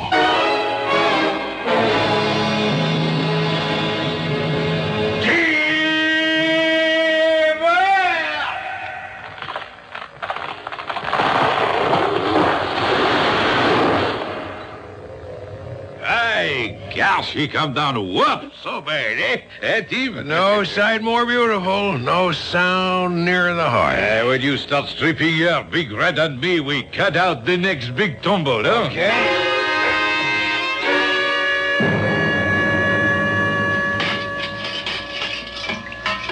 Hand me the big kettle. There's a love, Ruth. Ruth? Oh, I'm sorry, Granny. I was thinking of Tim Farrell. Oh, I thought maybe that walk under the moon last night might not be all by yourself. Did you meet him then? Yep. Good, I did, too. Big Red was pestering me again, just like before Jason died. You tell him he as much as lays a finger on you, and I'll put broken glass in his grits. Now, don't you let that blowhard bother you. Well, it's not him that I'm worried about, Granny. It's Tim. Why? I'm trying to fight it, but I see it. There's death. The shadow of death over Tim's shoulder. And I'm somehow in the shadow, too. Oh, Granny, why do I have to see it? And still know that I can't stop it? Oh, now, Mavournin. Don't wreck your heart with what can't be changed. I told you before, Granny. I won't sit by if... What is it, Colleen? What are you staring at? I see him now. They've topped a tree. And Tim's stripping it. He's all alone and... No. I've got to stop it. I've got to stop it. Dear Mary in heaven, watch over my lamb. Whatever the Lord has marked her for.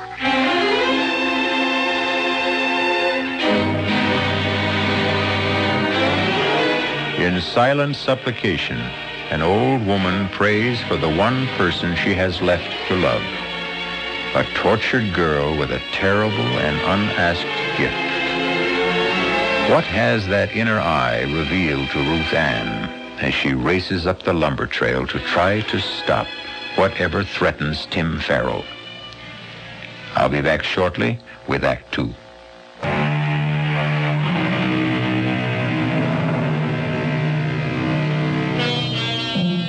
At the stand of trees, the lumberjack crew is thinning out. Frenchie and Chuck Turkle are on the big crosscut, finishing the high cut, while Big Red, having finished the notch, is now driving the wedges. Down the mountain, Tim is methodically stripping the branches from the topped tree, his back towards them.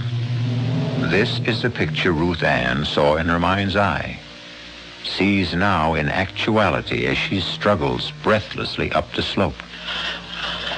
Tim! Tim! Ruth Ann, what is it? Run from the tree! I'm not in its path! Look back! Look back! What? Ruth! Ruth! Run to the side! Run to the side! There's no time! Look out! Look out!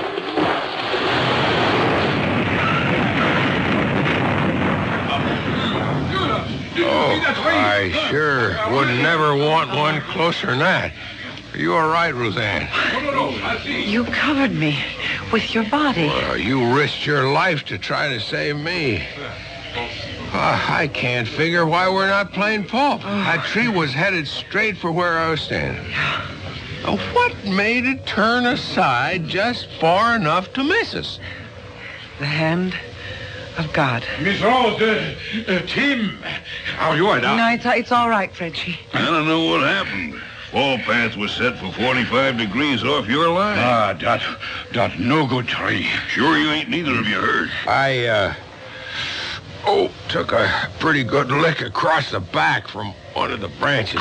No, don't move, Tim. No, I can't keep lying on you. I know Miss Ruth is right. Charlie has gone for the stretcher crew. Don't move till they are here. Yeah, but I can't keep lying. I don't mind, Tim. I don't want you to move. You listen to a woman when she talk. If there is something and your back is broke, yes, you move. You risk your life. Why take a chance?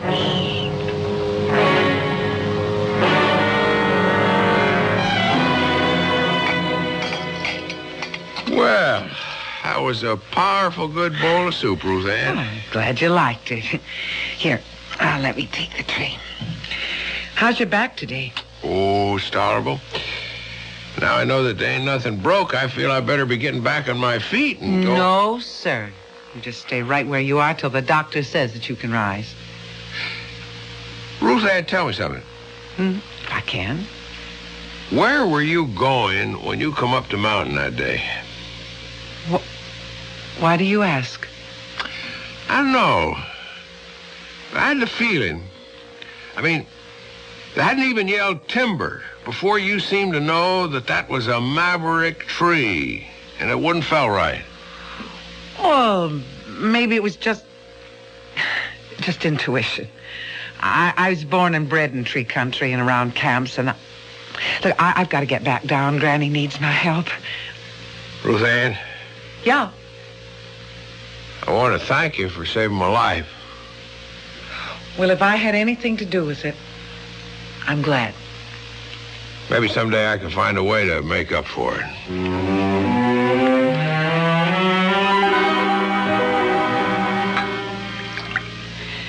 So it's taken you are with our boyeen upstairs. Tim? Well, he saved my life. I thought it was t'other way around. I mean, with the branch he took across the shoulders would have caught me right across my neck, Granny, and snapped it like a chicken's. He's a good lad. Are you in love with him? Tim's not for me, Granny. Or any man. Oh, now, Makushla, what makes you say the like of that? You know, Granny, I don't want the gift, but I can't escape it. It's like a lead weight around my neck. all around my heart. Did my mother have it? Kathleen? Yes, she did. And did she know about my father? Not before she married him, or she would never have married him. It never comes till we're well out of our teens. But, Granny, did she know that he was to die so young? She knew. And about herself? She knew that, too. And knowing that I would kill her in childbirth, she still went ahead and had me? Now, there's always the chance the good Lord will change his mind. Look at you and Tim. Only he hasn't. What? Granny, I wish I could see it clearer. I stopped it once, but I don't know if I ever could again. Tim wears the shadow of violent death like a collar. And somehow I'm the one who's hanging it there. Oh, Granny. Granny, I don't know what to do.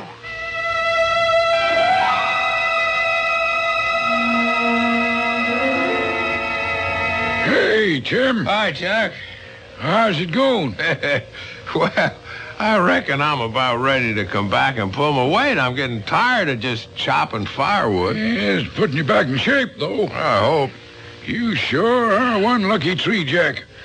When that big old tree kicked around and started to fall out of line, you was dead at its tracks. And then we seen Ruth Ann throw up her hands, and by Dad, if we both couldn't swear on a stack of Bibles, that old tree didn't just veer off to the left, so she just missed you. I guess the wind caught her. It must have been. Though I don't rightly remember any wind that day. Chuck, I want to ask you if you remember something else about that day. Well, sure, ask away. You and Frenchie were making the saw cut. But Big Red cut the notch, and he was setting the wedges, right? Oh, yeah? And that tree was lined up to fall due south? Yes, sir, Tim, that was the line. And you know I was working away on the east, 45 degrees pretty near out of the fall line. Well, yes, you were for sure, Tim. Then how come she turned so out of line? Well, now, sometimes you'll get a tree that has a real tough core or twister on you. You or Frenchie ever had that happen to you before? Well, no. Not as you'd say, but I've heard tell. How about Big Red? You'd have to ask him. Doesn't he go around bragging he can fell a tree on a dime and he ain't never missed? Well, I have heard him say that, but... Yeah, well, maybe I just will go ask him. Look here, Tim. You better watch your step. You get him riled up. Big Red is bad medicine.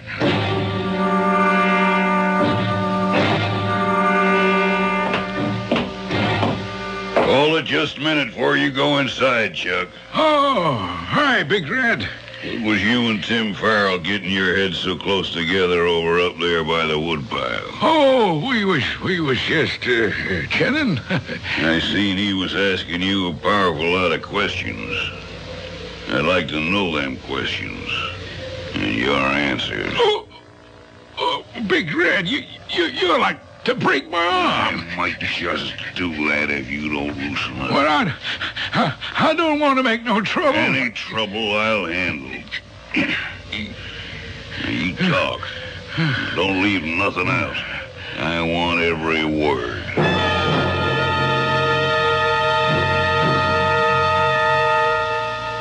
Now, don't take on so, girl. You're in love with the boy. It's that, isn't it? Yes, Granny. I am in love with Tim.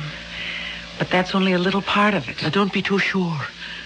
Is he in love with you? Oh, Granny, how could he be? I'm a plain... We won't go through that go-round again. Granny, I'm trapped. First of all, I have the vision that all I bring Tim is danger. And second, well, if I want him to love me, how can I be sure that I'm not using the power to make him? I brought you some fresh wood for the stove. Hey, did I Did I break in on something? Sure, not at all, Tim. How are you feeling now? Oh, I guess I'm about back to where I was, thanks to Ruth Ann.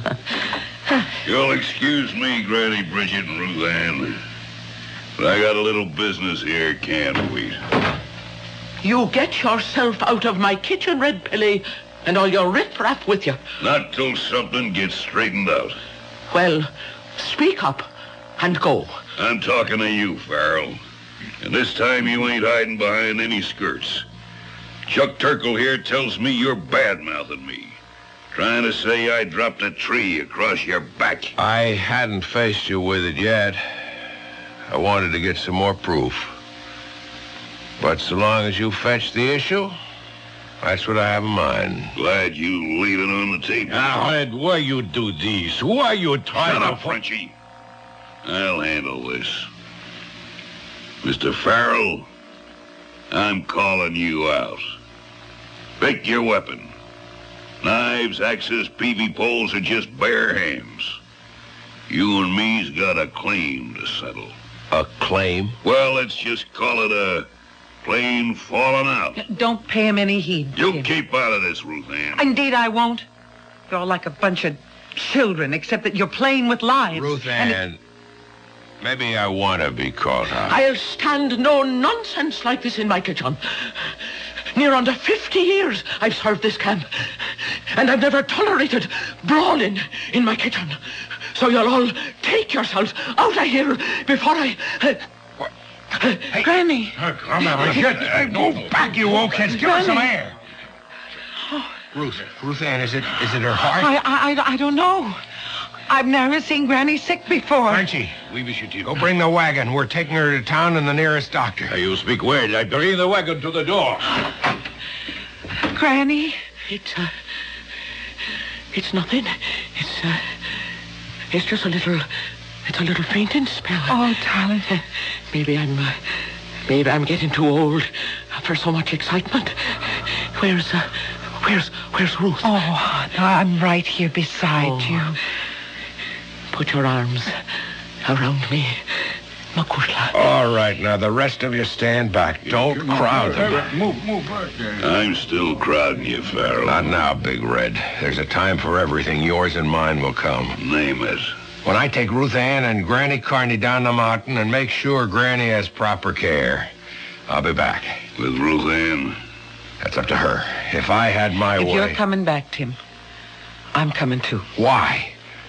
There are 45 lumberjacks that still got to be fed till other arrangements are made. Granny will insist on that, and then... Then what?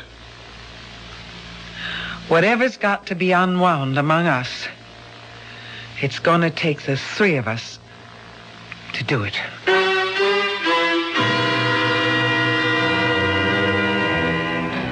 How much does Ruth's second sight now see of the future? How much can she affect it? And how?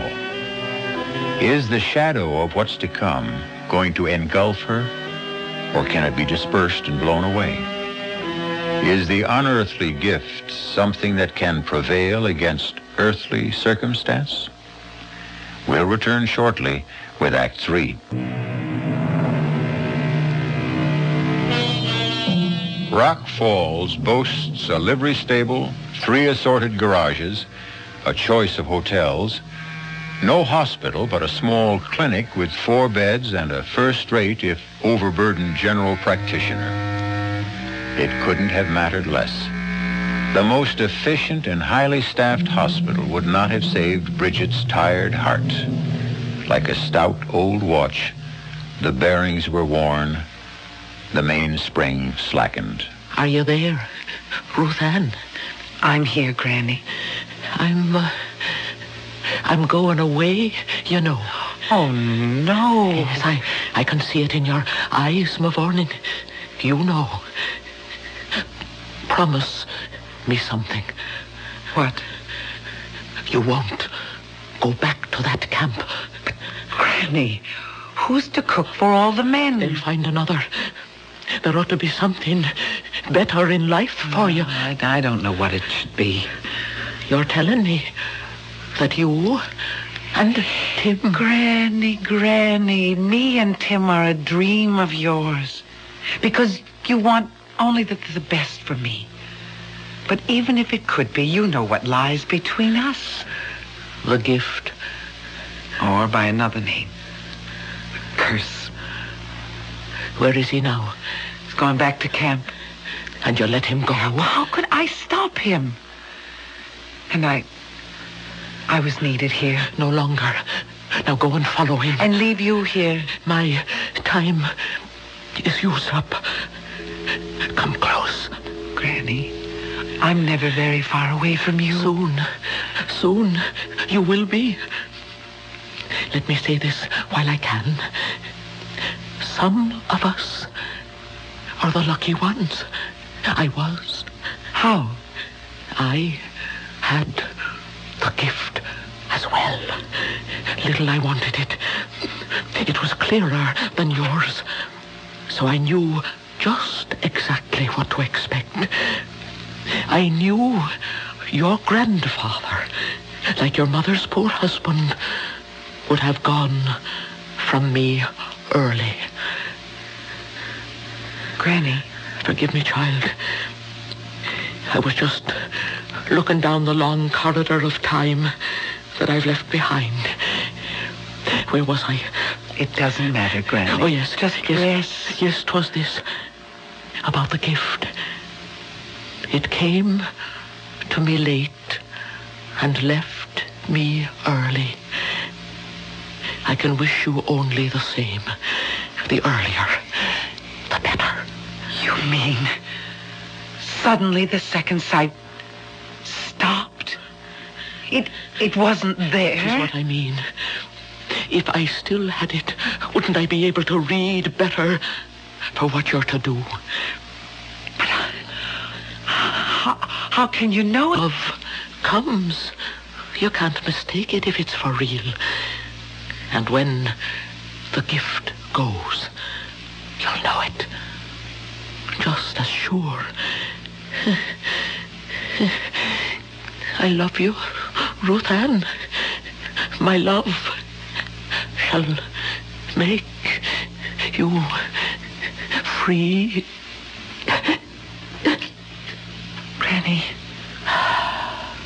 Granny? Oh, Granny. What will I ever do without you?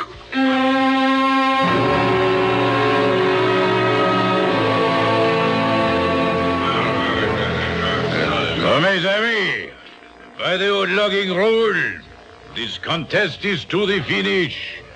By selection of both contestants, there is no weapon but the human hand. First, I ask each if they must fight. Big Red. No man's gonna make the kind of charges Tim Farrell's been making about me behind my back. And Tim. Red Pelly rules this camp and all of you. By fear. It's time someone challenged him. I'm doing that. So you will come on set the bell. Are you both ready? Let's get on with it. Tim. You heard the man. Let's get it over with.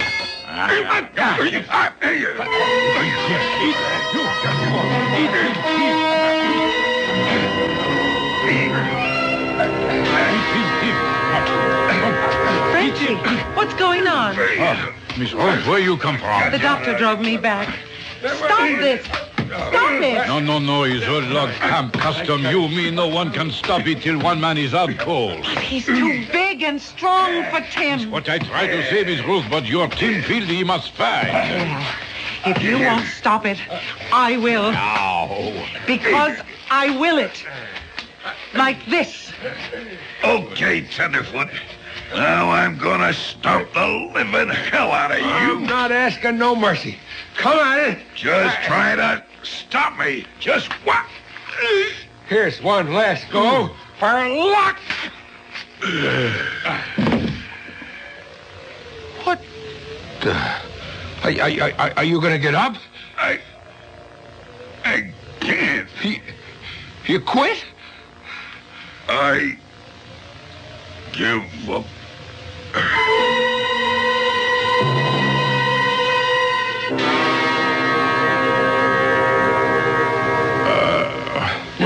Just take it easy. You're all right. Ruth? Yes? Boy, it seems like I've been here before. Now that Granny's gone and you're okay, I'm going away. Well, if that's what you want, you've got your own life to live. My own life. I ain't got the right to say it, but I was sort of hoping that we'd be sharing it. But I got nothing to offer a woman yet. We're just not for each other, Tim. Don't you know I'm a shadow over you? That it's through me that you're risking your life? It appears to me it's through you it keeps getting saved. Twice. The legend is the third time round, fate has to take its course. There's another cook here now, and I'm not needed. Forget me, Tim. Please, just forget me. Look. Sorry, excuse me, Miss Ruth. Hey, how you feel, champ? Huh? I feel like I got run over by a bulldozer. It'll mend. Something else won't, huh? In the inside. Why did you make Miss Ruth cry? It's kind of the other way around, Frenchie. I guess I took a wrong notion. I wanted to marry that girl. But she does not want to marry you? That's right. Did she say why? I don't know. She got some kind of crazy notion. She's a hex for me. If she say that, then it is one big shame. She must be bad medicine for you. She knows. How? She has le don, the gift. She can read the future. Oh, come on. It is true. How do you think that big tree missed you that day? And now you make Big Red cry, Uncle. Well, heck with superstition, that's no real problem. What is a problem is that a man needs money to marry. And what do I have to offer? What? Big Red. I was just dragging what was left of me in here to say you whipped me fair and square and the best man won. You say you're leaving? I'll be on my way by tonight. Frenchie, what was that I heard him saying about he wanted to get hold of some money? The poor devil. He wanted to get married, but he has no stake yet. So he wants money real bad, huh?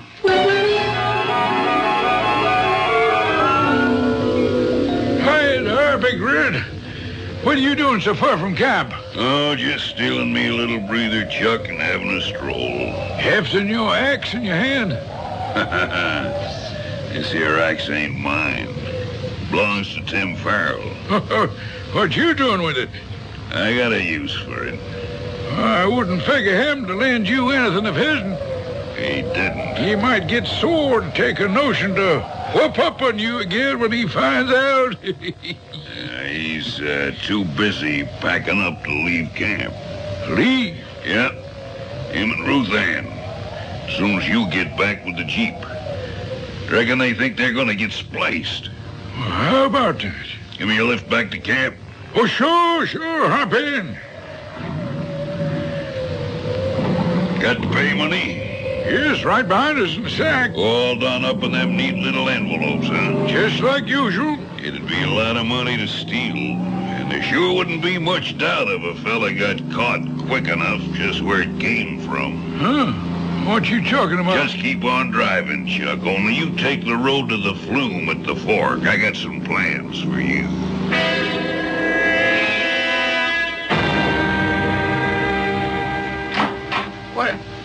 What are you doing with my gear, Red? Oh, why, I was just gonna carry it out to the Jeep for you. I'll handle it myself. What's the Jeep doing outside there? Where's Chuck? I reckon he took the payroll over to the straw boss. You drawing yours? No. And we'll ride over there and pick it up before I drive you and Ruth Ann down to town. She's coming with us? As if you didn't know.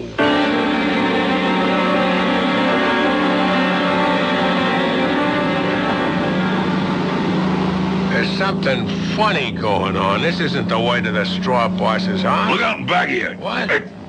Oh! It sure ain't, Mr. Loverboy. The road you're going this time, I'm sure you ain't coming back. I wonder why Chuck's so late getting back. I'd like to get down the mountain before dark. He should have been here at least 1 hour ago. I suppose Tim is going to leave with us. We have not much transport, Miss Holst. Why don't you take a chance and stay with him? You don't understand, Frenchy. I do, but sometimes le bon Dieu is kind. And I think that Grand-Mère Brigitte would have wanted... Wait a minute, Frenchy. What is it?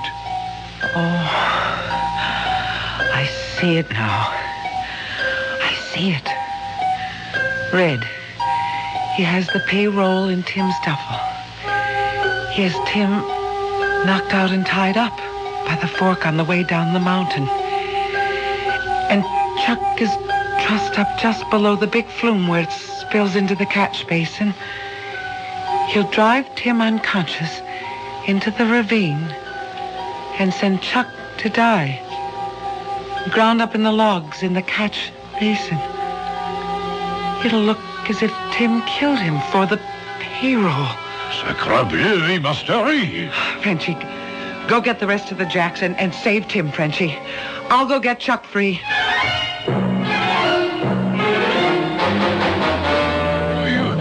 You crazy, Red? Like a fox, Chuck. Ain't no woman gonna make a sucker out of Red Pelly. She turned me down for Jason. Well, I took care of him. Climb. Climb? Up to the sluice? Why? I'm sorry, Chuck, but I gotta set this up just right.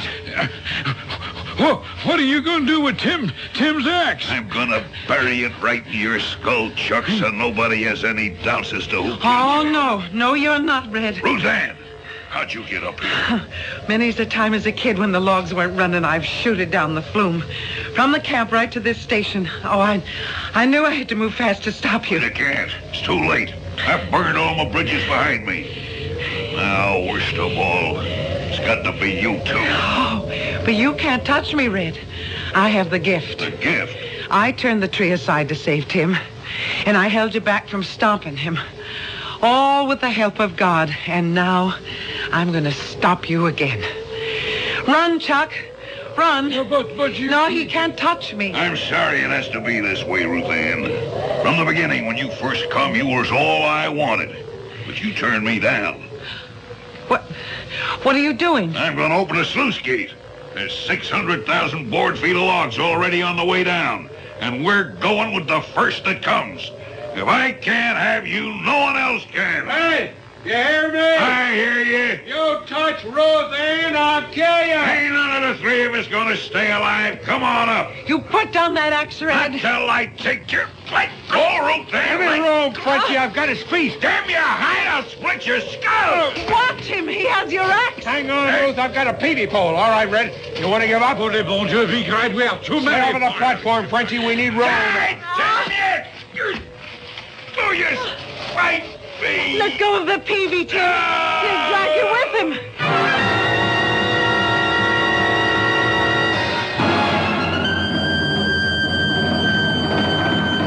The logs carried him right down the flume and over and into the catch basin. He was ground to pieces. I'm sure glad you're safe, Annie. Are you still going? Well, Red is dead, but nothing between us has changed. One big thing has. What? When I thought I had the power to stop Red, I found I didn't, Tim. I just had to rely on myself and hang on to the axe that he was trying to swing down on you. Are you telling me? The gift's gone. I don't have to be afraid anymore. It's a new life. It sure is. What did you call me back then?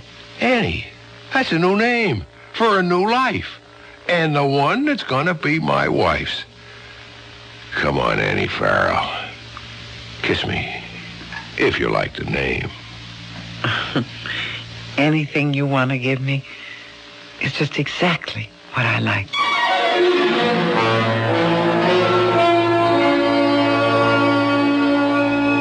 Think of all the gifts you personally may have lost in your time and how much you mourned them. Then think of the dread, oppressive gift that Ruth Ann lost and celebrate it with her. Sometimes I do have stories to tell you that end with that fond, childish phrase, and so they lived happily ever after. I'll be back shortly.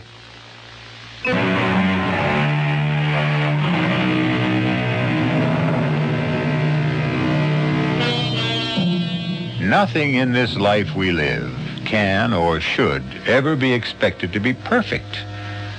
We can only wish and hope that as a sizable clutch of feral offspring arrive and grow, that not too many of the girl children will be afflicted or blessed with the gift. It all depends, doesn't it, on how bright and dark our separate futures may be. For myself, either way, I'd rather not know. Who needs to live for more than today? Our cast included Betsy Palmer, Carmen Matthews, Mason Adams, Jackson Beck, and Ian Martin. The entire production was under the direction of Hyman Brown. Until next time, pleasant dreams.